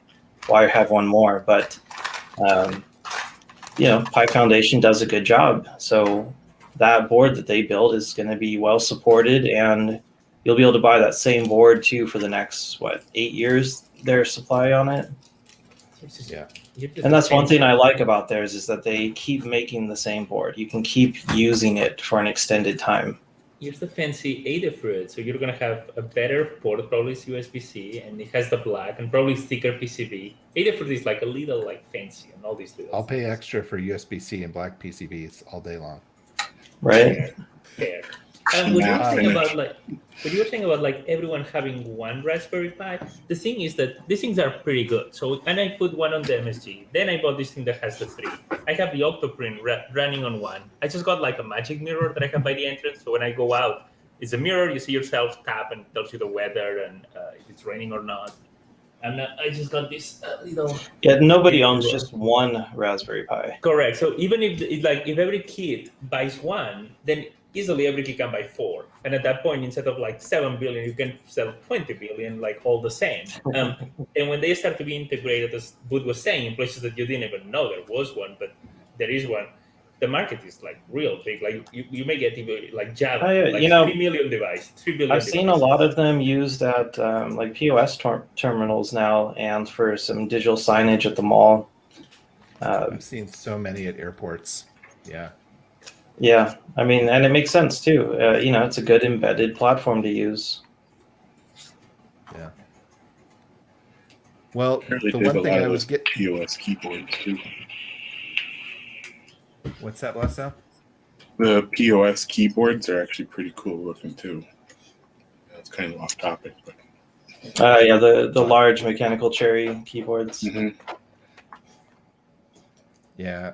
So what I was going to say, what I did get out, I got to kind of stay on. This is the last order that I'm shipping. I said something on Twitter and I said something on Instagram. Those accounts I'm basically kind of turning off. I'm signed out of them. I'm not, not checking, messages on those social platforms. I'm going to keep the website up for at least another year, and I'm going to, as I have time, take all of the content. That means the text from all of my articles. That means the images from all of my articles, everything that's on each individual article, and put that onto GitHub so it's a little easier to find. I've got to do some research to see if I can do URL mapping, because in a perfect world I could map all the URLs over. But need to move on from some of the stuff that I'm doing now. But I thought I'd share. This is somebody's order. This is a quick kit. So this is it's got a bubble right there because it's still got the screen protector on it. But this is I Looks get excellent. I get random orders for them, but this this isn't like a pitch or anything like that, because I'm actually going to be going off later this week and zeroing out inventory and stuff like that as I kind of move on. But I think you guys know You have all the rights. all to of be proud the of these things. What's that? You have all the rights to be proud of these things. I can barely hear you. Oh, really? Maybe I it's said me. I think it's me. I was saying that you have all the rights to be proud of these things and showing them off. Nothing to do with pitching. It's just they are pretty and you made them. You got to be Thanks. proud. Yeah. That's the thing is I made it and it's done and it's a thing and it's whatever it is to people. I saw somebody had posted something in r/Cyberdeck I just go through randomly and would read and saw somebody, and you know, I just see these questions, and I think I've mentioned it, you know, kind of half joking before, but these people that ask like, what does it do? And I kind of laugh it off because it's like, well, it's whatever you want. But I think that the question is far more nefarious than that. Because imagine you have a Oh. computer and somebody asks you like why you need that computer. Like what do you like you have to deserve it, or you have to earn it, or you know what I mean? Like I went today through the YouTube, people commenting on. I just put like a 20-second thing of me pushing a button on the MSG, but apparently there are like 50 comments there. I was going today, and one guy was like, 7-inch screen is way too small. And I replied, as far as I know, a lot of people consumes on 4 to 6-inch screens most of their software. Like more of the computer consumption happens in 4 to 6-inch screens. Like when people say 7 is too small, it's like, you're probably telling me 7 is too small from one that is like 4 or 5, isn't it? Yeah, they're on their phone and can barely see it, and they're complaining about it. I feel it's the same thing. So what are you going to do with it? It's like, do you understand that this is a computer? Do you know what computers can do? Because it's just Well, here. most people don't, though. They go on social media, you know, watch some YouTube. Most people watching right now are probably on their cell phone, and some might not even own a computer, an actual laptop or a desktop. like a general purpose computer. And this goes Right. back to the thing where and I know I heard about it from Cory Doctorow, from him writing about it, but this idea of this war on general purpose computing, that everything has to have an app store and everything has to be preloaded for this or that, and that's all a computer can be used for, is these preloaded activities, as opposed to just general purpose compute that can do multiple things. It can change from 1 minute to the next. You know, you could take, I mean, the classic example is if you want to get started in tech at home, you know, we're talking about old ThinkPads. Go buy an old ThinkPad. They're like, you can get them on Amazon for $250 and they're good. Yeah, that'll be a good one for $250. You can go for $100 and still get a Core i7. It'll just be like a first or second gen, but still, a lot of juice to it. You want to learn how to run a file server? You can learn all the things you need to do to run a file server on, and whether that's Windows or Linux or whatever, you can do all of that on there. And so that's the thing that I think is cool about the Cyberdeck piece in general, is there's this aspect that is like where we're trying to create kind of almost like a movie prop, something as we would have imagined it from Neuromancer or something like that. And then there are people that are just going out and making computers that it's the same guts, but they're specializing it for the thing that they happen to need it to do. Yeah, recently we've seen a few posted. One of them is for composing music, has a MIDI keyboard along the bottom instead of just a keyboard for typing on. A mixer on the side, huge monitor, and behind it are just kind of an open box with all the guts. You've got a full-size motherboard and power supply and just whatever you want. And this whole box is, it's quite nice. It's about it's no larger in volume than a full-size keyboard for playing the piano. It's like a cheap synthesizer, but you would get a lot more use out of this thing. A 17-inch touchscreen, having your software in front of you, having the music book be digital. And that's a Cyberdeck. That is a purpose-built computer, but multi-purpose, really. You're composing music. That's not just one discipline. That is a whole variety. But that computer is not forced to do only that one thing. Exactly. It could do anything. Yeah. Of course, then you need some creativity, to actually think of what to do versus installing an app because, the picture looked pretty and you want to see what it does. Someone else's creativity. Yeah. And so the thing that, and I nearly wrote one last article on Back 7 and I chose not to, but the idea is not, that it's not that this idea of what does it do is so damaging to all of us, because we've made things. What does it do? It does whatever I want. We can easily blow that off. But if you have somebody that's new, let's say they're new to the scene, maybe they're a kid, It could be an adult that's not sure what to do. And if they feel they have to go into a forum that's meant for sharing and create, and collaboration and support, and they think they have to go on and defend what they do. If they say, look, this guy made something that looks like a product and he has to defend it, surely I'm going to have to defend what I have to do. And that's what I hate, is that idea that it's going to discourage people that may be on the fence whether they should start or not. Like, I have my first one that I called the Raspberry Pi Field Unit. It's such a rat's nest of wires. I think if I open it up again, it'll fall apart, and I won't ever be able to assemble it again. So guess what I do? I take pictures of it without turning it on. but the point is that, like, the cool thing is we see all the people coming into the server. We see, every time, it gets a little bit of attention, we kind of get new folks that come in. Those are folks that have their own completely independent ideas, because it's not like, and this is why I feel mixed emotions about, sci-fi being so part of dominant culture. Sci-fi used to be like this, these murky shadows of pop culture. It wasn't a core part of pop culture. And so people just made stuff up. And you didn't say, oh, this is what it is because this is what I saw in a movie. Now you have cool movies like Elysium that, I've talked about all the cool props and stuff that, concept art they had. Yeah, they have one of the best looking ThinkPads in anything you'd ever see one used for. But the thing is the people that are coming into the server now don't look at that and say that's the only way to do it. They look at something and say, yeah, that's neat, but I want to do it this way, or I'm going to do it that way, or, that kind of thing. And that's what makes it so cool. Isn't that there's one way to do it? There's literally like any way you can do it. Somebody could literally say, hey, the cool new thing, Pelican cases are old. Look, I can do it with a trash can, or, you know what I mean? Or a coffee cup or whatever. I'll look at MSG with his.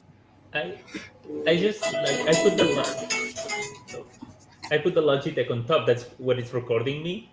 And now the light went off because the cam is not on. But the cam has like two blue LEDs on the side. It makes the whole thing look pretty cool. Almost kind of want to have it mounted there. It's obviously just sitting there as a webcam.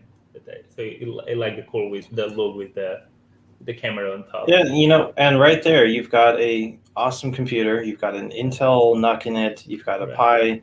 You could be running your streaming software on one system and just switch screens to the other. You can do anything with it. That's kind of the whole point.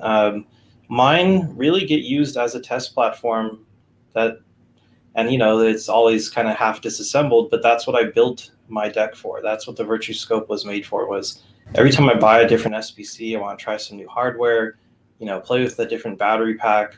I've got something that I can just pick up. This is the same keyboard that I use in it, so I'm not having to buy multiples and waste one just sitting on a shelf. I use this every day. And when I want to put it in the deck, that's the Velcro for it. It pops right in. Hit a command over here. It switches the Bluetooth from hardwired to Bluetooth, and I'm ready to go.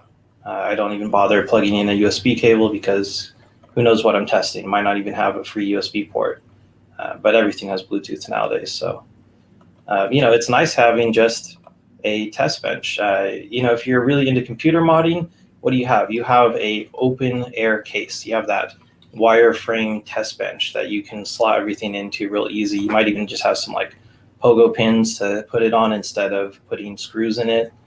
And that's your test bench. And that's what I've built for mine. It is a test bench to play with everything else I've got on this desk, which normally takes forever. And you've got a bunch of cables running everywhere and it's just annoying to, try out this screen. You gotta go find a power supply and then an HDMI and then an adapter. And nope, I've got it all in a box that I can pick up, take with me. I've traveled with it several times just because, why not? They travel well, especially, with the screens folding down the way they do. It's no more volume than a laptop. It's just in a different kind of smaller, fatter section of it. But yeah, why not? And sure, I'll bring a ThinkPad instead a lot of times, but it gives me a similar functionality. Just doesn't necessarily look as good. But yeah, they do everything for anything.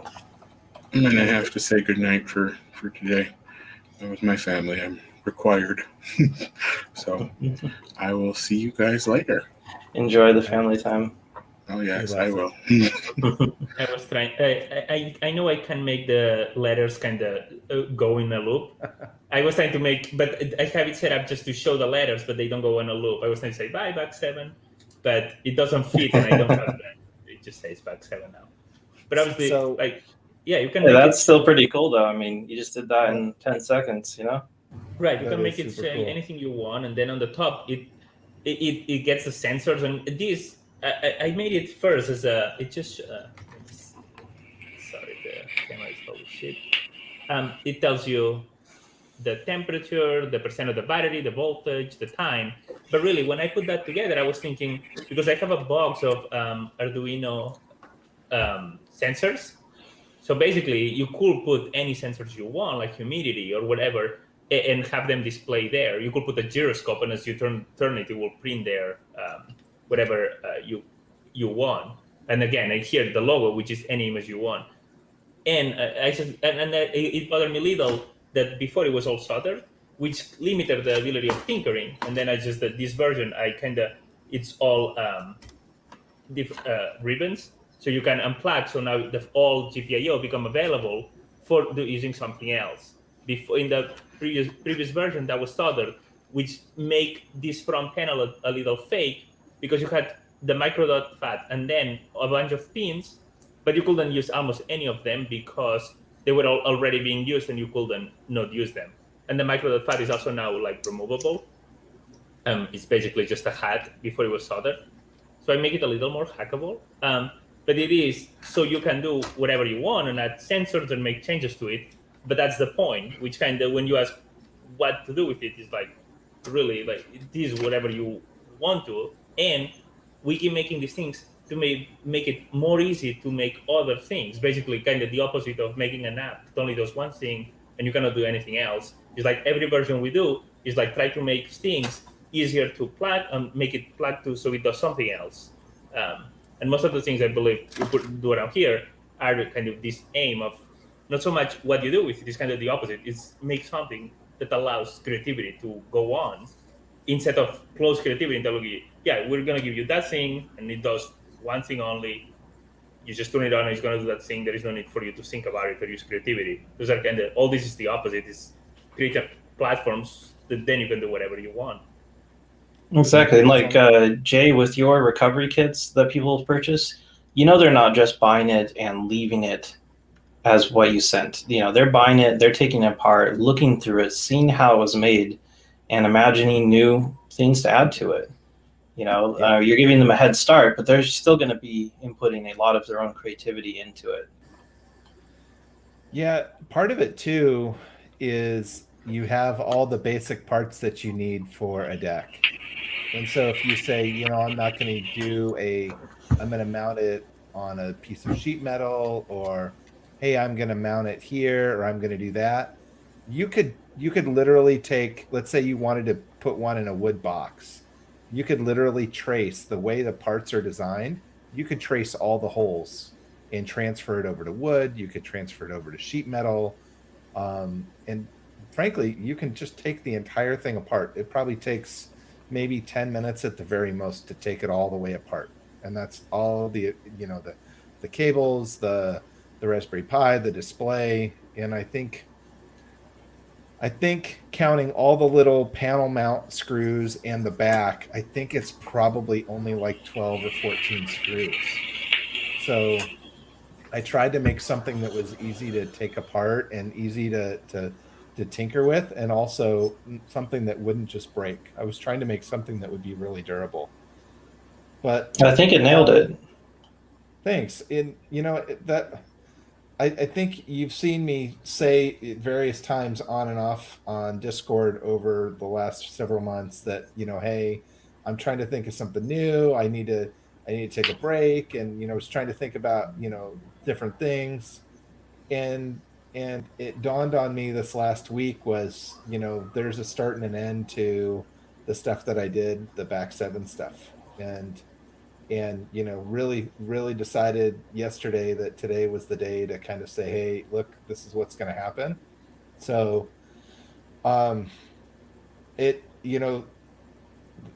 Pelican is going to continue selling their 1150 case, which is what the quick kit uses. The site will be up for like another year. Like I said, I'm going to move everything or copy everything over to GitHub to make it easy to find later on. But I'm excited to see what other people make, and I would say there's probably no greater sense of flattery if somebody says, comes along in like 2 years and says, or a year and says, look, I pulled a Mac Mini and I pulled a 4K display and I put it in this Pelican case and it does all the other things the Raspberry Pi could never do. Like something that completely one-ups and outdoes everything that I do. The fact that if they use a Pelican case, like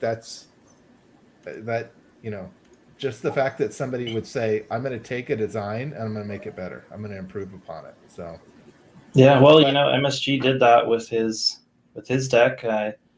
Started out with a design that looked a little more like the Virtuscope and just iterated onto it. And I mean, the thing looks incredible. It's past being just a test bench. That is a, very polished design that you could just continue on. And I've seen, I think the count's up to about 25 of the Virtuscopes that have been made, where they're more or less identical to what I made, but they always changed something, always added something, and every one of them looked awesome. One of them was even used headless. It was just the base of the frame with the keyboard, and then they just plugged it into a nice large monitor on their desk because that's what they had available.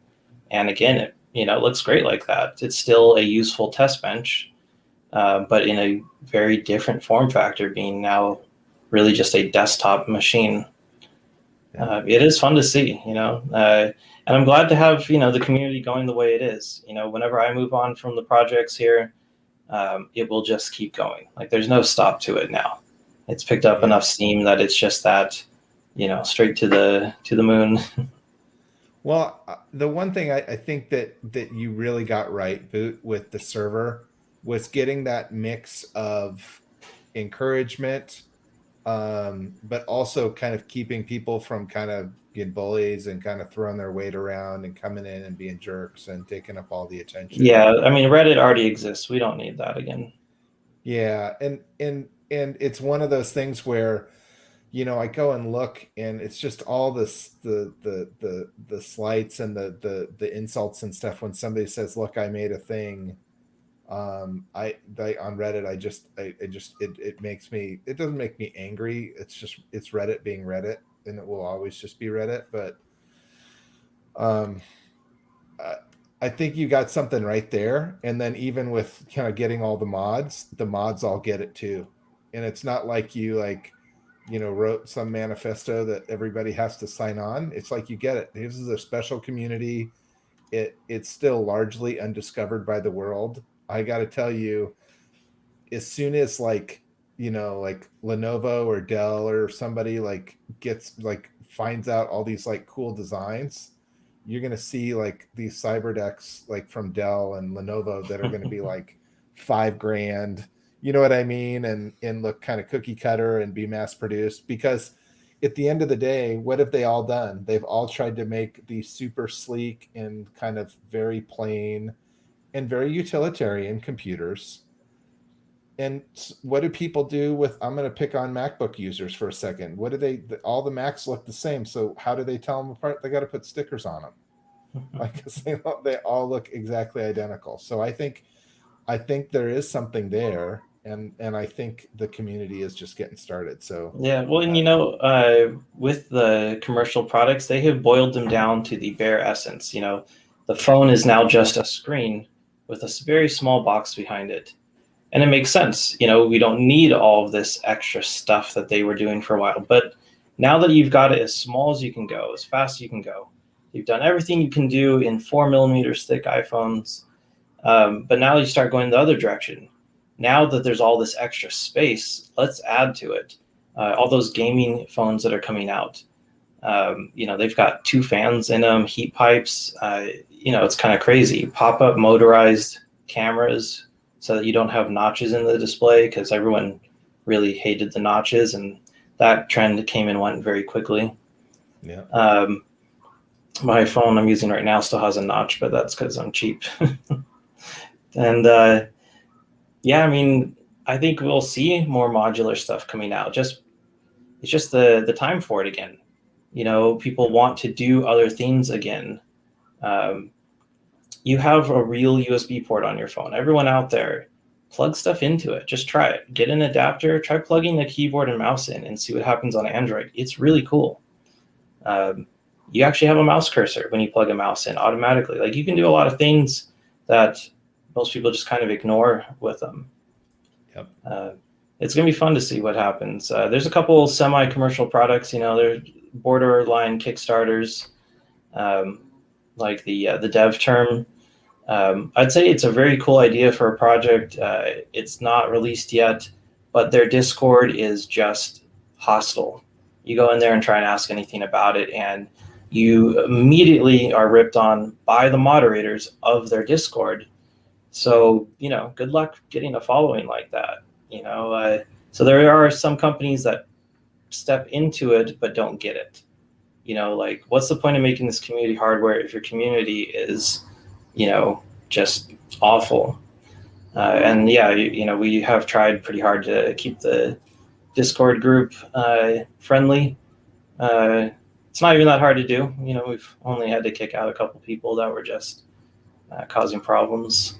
But it's also family friendly. Anyone, any age, there's really no reason not to come hang out. A lot of groups are not suitable for kids, and ours is perfectly fine. So, have your kids come check it out.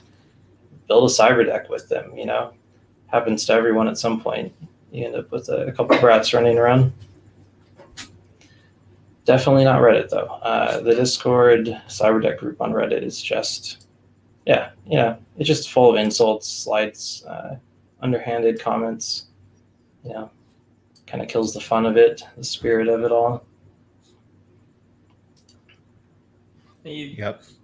You do need to have, though, a little bit of a thick skin, and because at the end of the day, you're probably gonna get 20 good comments for every slide. And yeah, you don't. When you get 20 good comments on one slide, it doesn't feel as good as 19 good comments. It's not like it does feel like almost the 20 good comments are barely worth the one slide. But you do need to also look at it a little like that. It's not. Yeah, it's tough though. It could be your very first project. You might be 12 years old, and you've got people ripping on you that are, Correct. much older and been around everything longer. You ask a question and you only get a sarcastic answer. Like, come on, that doesn't help anybody out. I think it's nice when people really can actually take a minute, explain things, and get the next group of people started. Like Jay was saying, every time there's a video, a mention somewhere, the group has this little explosion. And if it was hostile, then, everyone would immediately leave. And instead, everyone stays. And, they actually have some fun with it. That's the only reason I do any of this, is it's fun.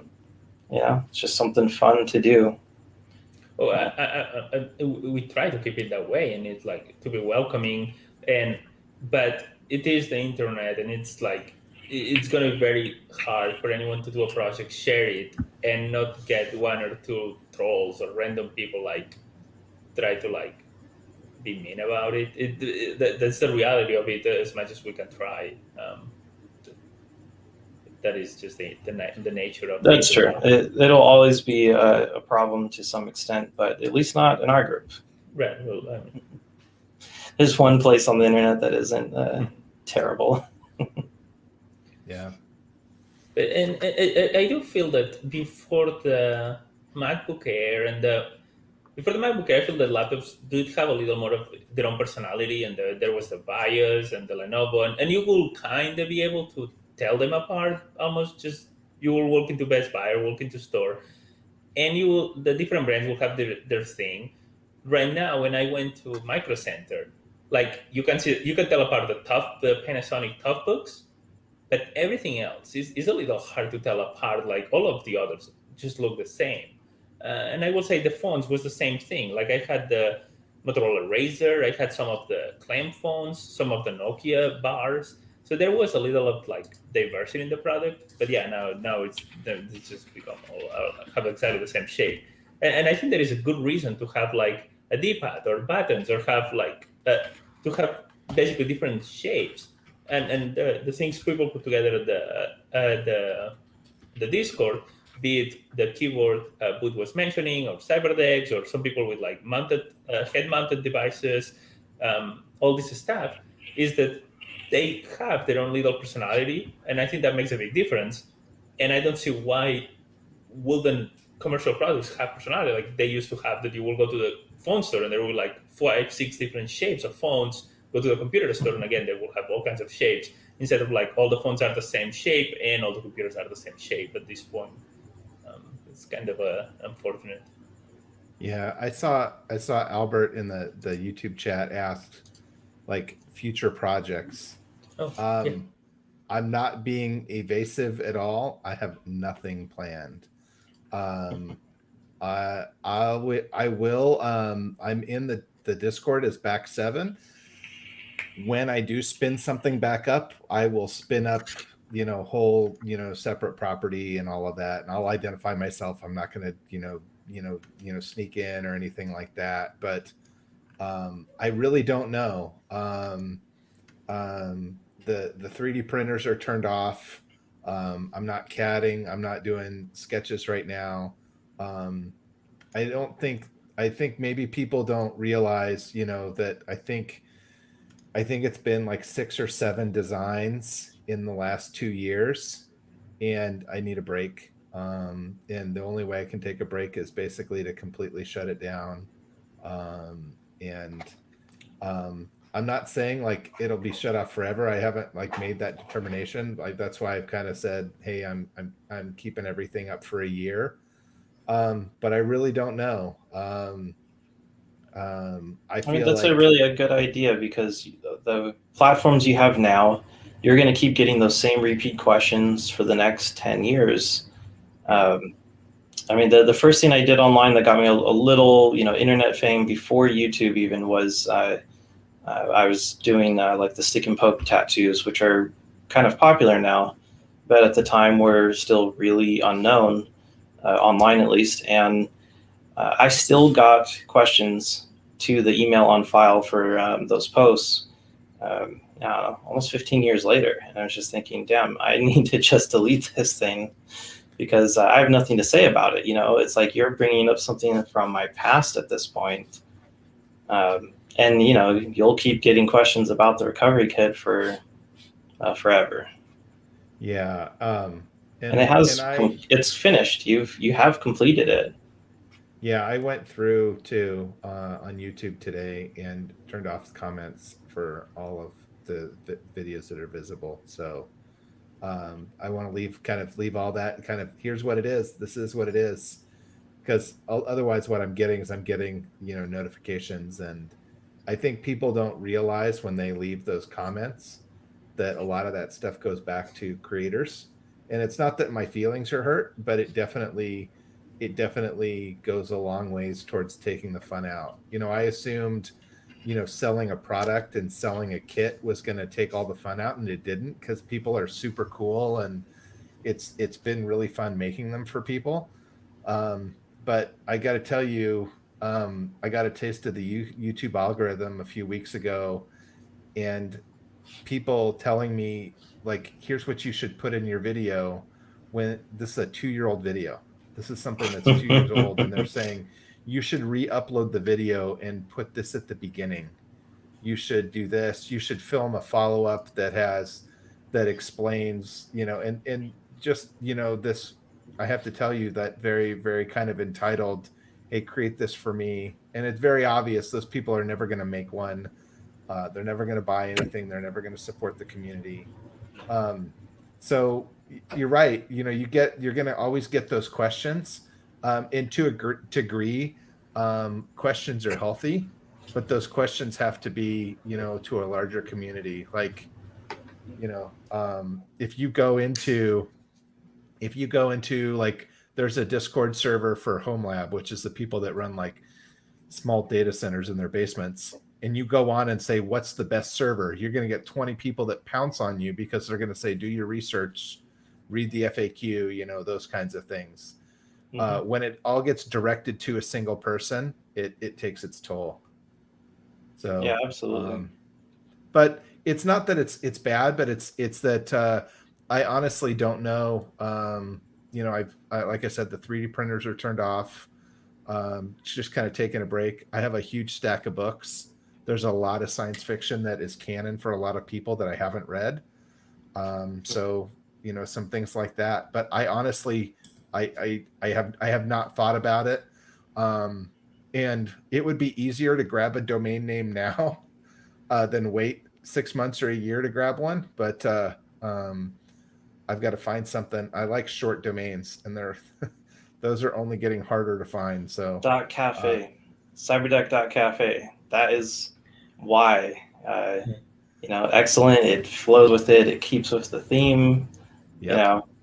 Sometimes you just gotta play with getting some weird domain, endings on it. Yeah, I was joking with somebody about doing a domain name that's a bunch of the number 1 and lowercase L's and uppercase I's. That'd be great. The only way to access it would be to copy and paste it, or find it directly.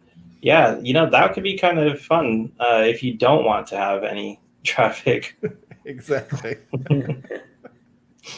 And the most critical thing is these things have to be fun, because none of us is going to pay rent out of these things. So if you do this thing and end up with more grief than anything else, really, like, you will have been better off just playing with a dog or doing something else. So there has to be, overall in the balance, have to be fun, because otherwise what's the point? We're not making rent or anything. Well, I did get a dog in November, and I have to tell you, and it's not my first dog, but dogs, it's not really even a comparison. You want rewarding activity. You want to go on 8 walks a day, get a dog, get a puppy. Best late boss regiment there is, just get a hyper dog. Yeah. So I think what it is, and I don't want to make it sound like, oh, it's been bad, and that's not it at all. But I think what I would, I'm gonna have to drop here in a second, but what I would leave it with is that everything kind of has a start and an end. And if you look at good movies that you've liked, some of them just don't have sequels. And you're like, man, what if they would have had a sequel? And you can imagine, but that person that created that said, no, I don't want to do a sequel. And then you have some where they just keep making sequels and they keep getting worse, and it ruins the idea that was in that first movie or that second movie, that kind of Star Wars. I would say it's just one of those things where everything has kind of an end. And I feel lucky that I can say, that, hey, I made a thing and other people enjoyed it, and I'm going to go do something else. And I get a chance that it's not something where, MSG, like you were saying, like, it's got to pay the rent. So I'm here, just trying harder, telling everybody why they got to go buy a Pelican case and this and that. And I become a Pelican case sales rep, just because my livelihood is tied to it. And so I feel very fortunate that I can make a thing, and when I'm done, I can basically turn it off. It's still there for other people to enjoy, but, like, frankly, by me turning off the social media channels and turning off, YouTube comments, people got to go do what I think we all want them to do, which is go figure it out for themselves. So. And as soon as they've thought up some nice narc to post and they see they can't, that also is kind of a fun, wouldn't say it's a fuck you, but it's they can, they're certainly entitled to say it. But it's not that I will be listening. Exactly. I have to tell you though, the folks on Instagram, like people on Twitter, it's not that I have anything against the people on Twitter, but I would say my engagement on Twitter was like 2 or 3%. Out of over 1,000 followers, I would post a poll and I would get like 20 or 30 responses. And sometimes I'd have one in there like, what should I build next? And it was this and this and this. And I created a comedy option, which was like, you'll never get a dime out of me. And like the never got a dime out of me got like over 100 votes. But then you go over to Instagram and I posted a screenshot from Twitter and I had people asking me if I was okay. You know, people that were saying, hey, this made a big deal down in poorer countries because we can turn around and make these and we can actually use these as full-blown computers and like all this super cool stuff. So it's not that social media is exactly toxic. It's that when it all funnels back to a person instead of a PR team, it adds up. So I think that it certainly matters where you put that too, because like Twitter is just a sounding board. People just want to be heard, so they just are talking constantly.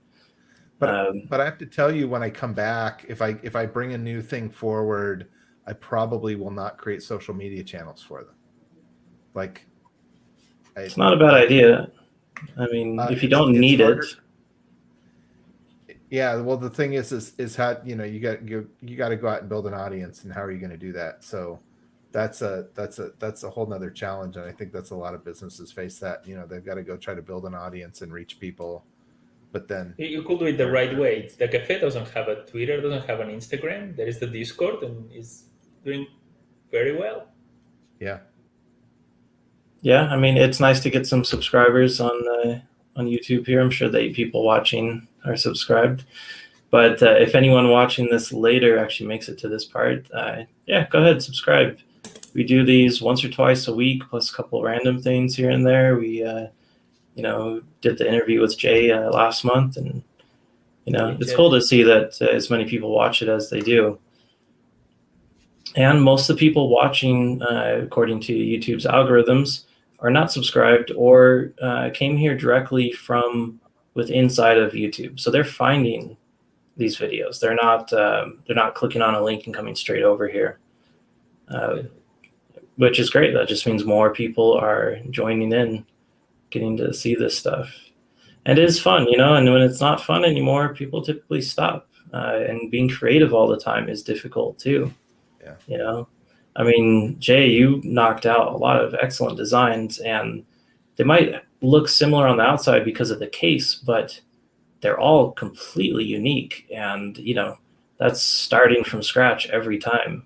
Yeah, like the widget is great. And then the one for the one you made for the competition, there was like with the acrylic as well. Like they are not, it's not like even that they are all Pelican. They're all great. And some are Pelican and some aren't. And they're all pretty. Those acrylic ones are still some of my favorite. I have them. I think I need to buy new displays for them. I think I harvested the display out for. I think it's the same. I think it was the same display that was in that went on to be the display in the Kuiper deck. Is that the 10-inch by Moroni? Yeah, I think so. I'd have to go look. Yeah, because the bigger one, they have like an 11-inch or something like that, and has these weird, crazy mounting tabs. Because what I did on the Cyberdeck Cafe competition was I thought of a way to, without attaching any screws, basically sandwich the display between a couple 3D printed parts, and then you put the acrylic on to protect it. And then I basically, I played around with that for a long time. And I had a version that would be a standalone tablet. There was a weird one. I couldn't quite make all the dimensions work, but the idea was that it was a tablet, but then you could attach a joystick on the back. So it would be like a map where you could basically move your, left, right, up, down with the joystick pointing away from you behind the screen. And then that same one, you could turn around and press fit into a Pelican case. And the idea being you could like use it in all these different form factors. And it was just too much. It was too much because you go and change one thing, and then you have to, and there's all these kind of design considerations and everything. Yeah, feature You creep guys is hard. And you used what we were seeing earlier today from Riskable, the idea of printing only infills, I believe, too. You Yeah. also did that. Yeah, I saw somebody did a deck on that, and again, I was definitely not the person that created that, but I did that on the Kuiper deck, which was no top or bottom layers, just and just the infill only. And like Prusa Slicer, I figured out, and I never made a project for it, but they'll actually let you change the thickness of your infill walls. And so you can do honeycomb with like 3 layers wide, like thick honeycomb, and it's strong. It's really strong. The problem with doing no top or bottom layer, and I found this out, I was telling you about the joystick, Yes. was that lateral move. So let's say this is your sheet of printed material, and you've got a joystick, and you start doing this, it stresses. It doesn't distribute when you've got a layer. It distributes that across the whole plane. Yeah, Without that, it just puts stress on just the area right around the joystick. And I was trying it out, and I literally tore the joystick out. So, but on the Kuiper deck, it's all mounted beneath a piece of acrylic. So you don't actually need any of that structure, that structural integrity. Okay. So, but yeah, just a lot of like little cool things that I like, pulling into projects, but I'm looking forward to still hanging around Discord and seeing what other people do. I've been so heads down on doing my own designs. I try not to look at other people's stuff. I'm looking forward to turning that around, not working on my stuff and looking at all the cool designs that people have. So I know there's a lot of cool stuff out there.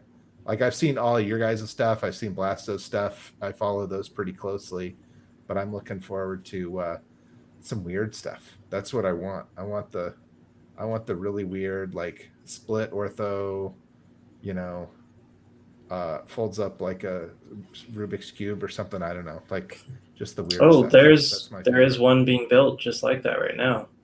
Oh, really? Yeah, the thing, it splits in half, and basically the motherboard and stuff is in the middle. Keyboard folds in, so it folds out and then like around, and then the whole thing folds flat. It kind of hard to explain it. There was some concept art that someone had found off like DeviantArt, and it did this, and then it floated around, kept getting reposted, and then someone was like, "Oh, okay," and actually is building it. I'll send you a link later. It's actually really good. One of my favorites of the like very different form factors. Use some of these low profile chalk switches in it as well. Yeah. So there's lots of room to play with, and even did some of the infill trick using no top and bottom layer to make fan grates for the back. It's a cool one. I'll pop up a link here in a bit. It is fun too, just to take a step back and watch everything get made. I get to watch a lot of this happen in real time on the group, and even once in a while something will pop up I had missed. And I don't spend as much time going through all the channels as I used to. We got a lot of moderators, and the group's running well without me, micromanaging it. So it's kind of fun just to jump in and actually dig through the project logs again and see what's happened, skipping a month or two at a time. Yeah, that's cool. Well, I've got to drop, but good time to wrap it up. Yeah, thanks for having me on, and it's really great to have a nice long conversation about all of this. So thank you. Yeah, glad to have you back on again, and I guess this might be the last interview as back 7. Yeah, you see, I took it off too. It just says J. Now it's gonna be one ILLLLYYYY. I'm gonna tell you, I'm gonna have to go onto my registrar and look and see what's available. So we'll see. We'll see what's available. Like, if you can access this link, just post an image of it and be like, if you can access this link, you win a imaginary internet points. Can you imagine? It's ILLIIILL1. What? What? All right. Well, thank you guys. Have a good evening. Yeah, you too. Thanks for joining us. And to everyone watching, good night. And I'll see you out in cyberspace.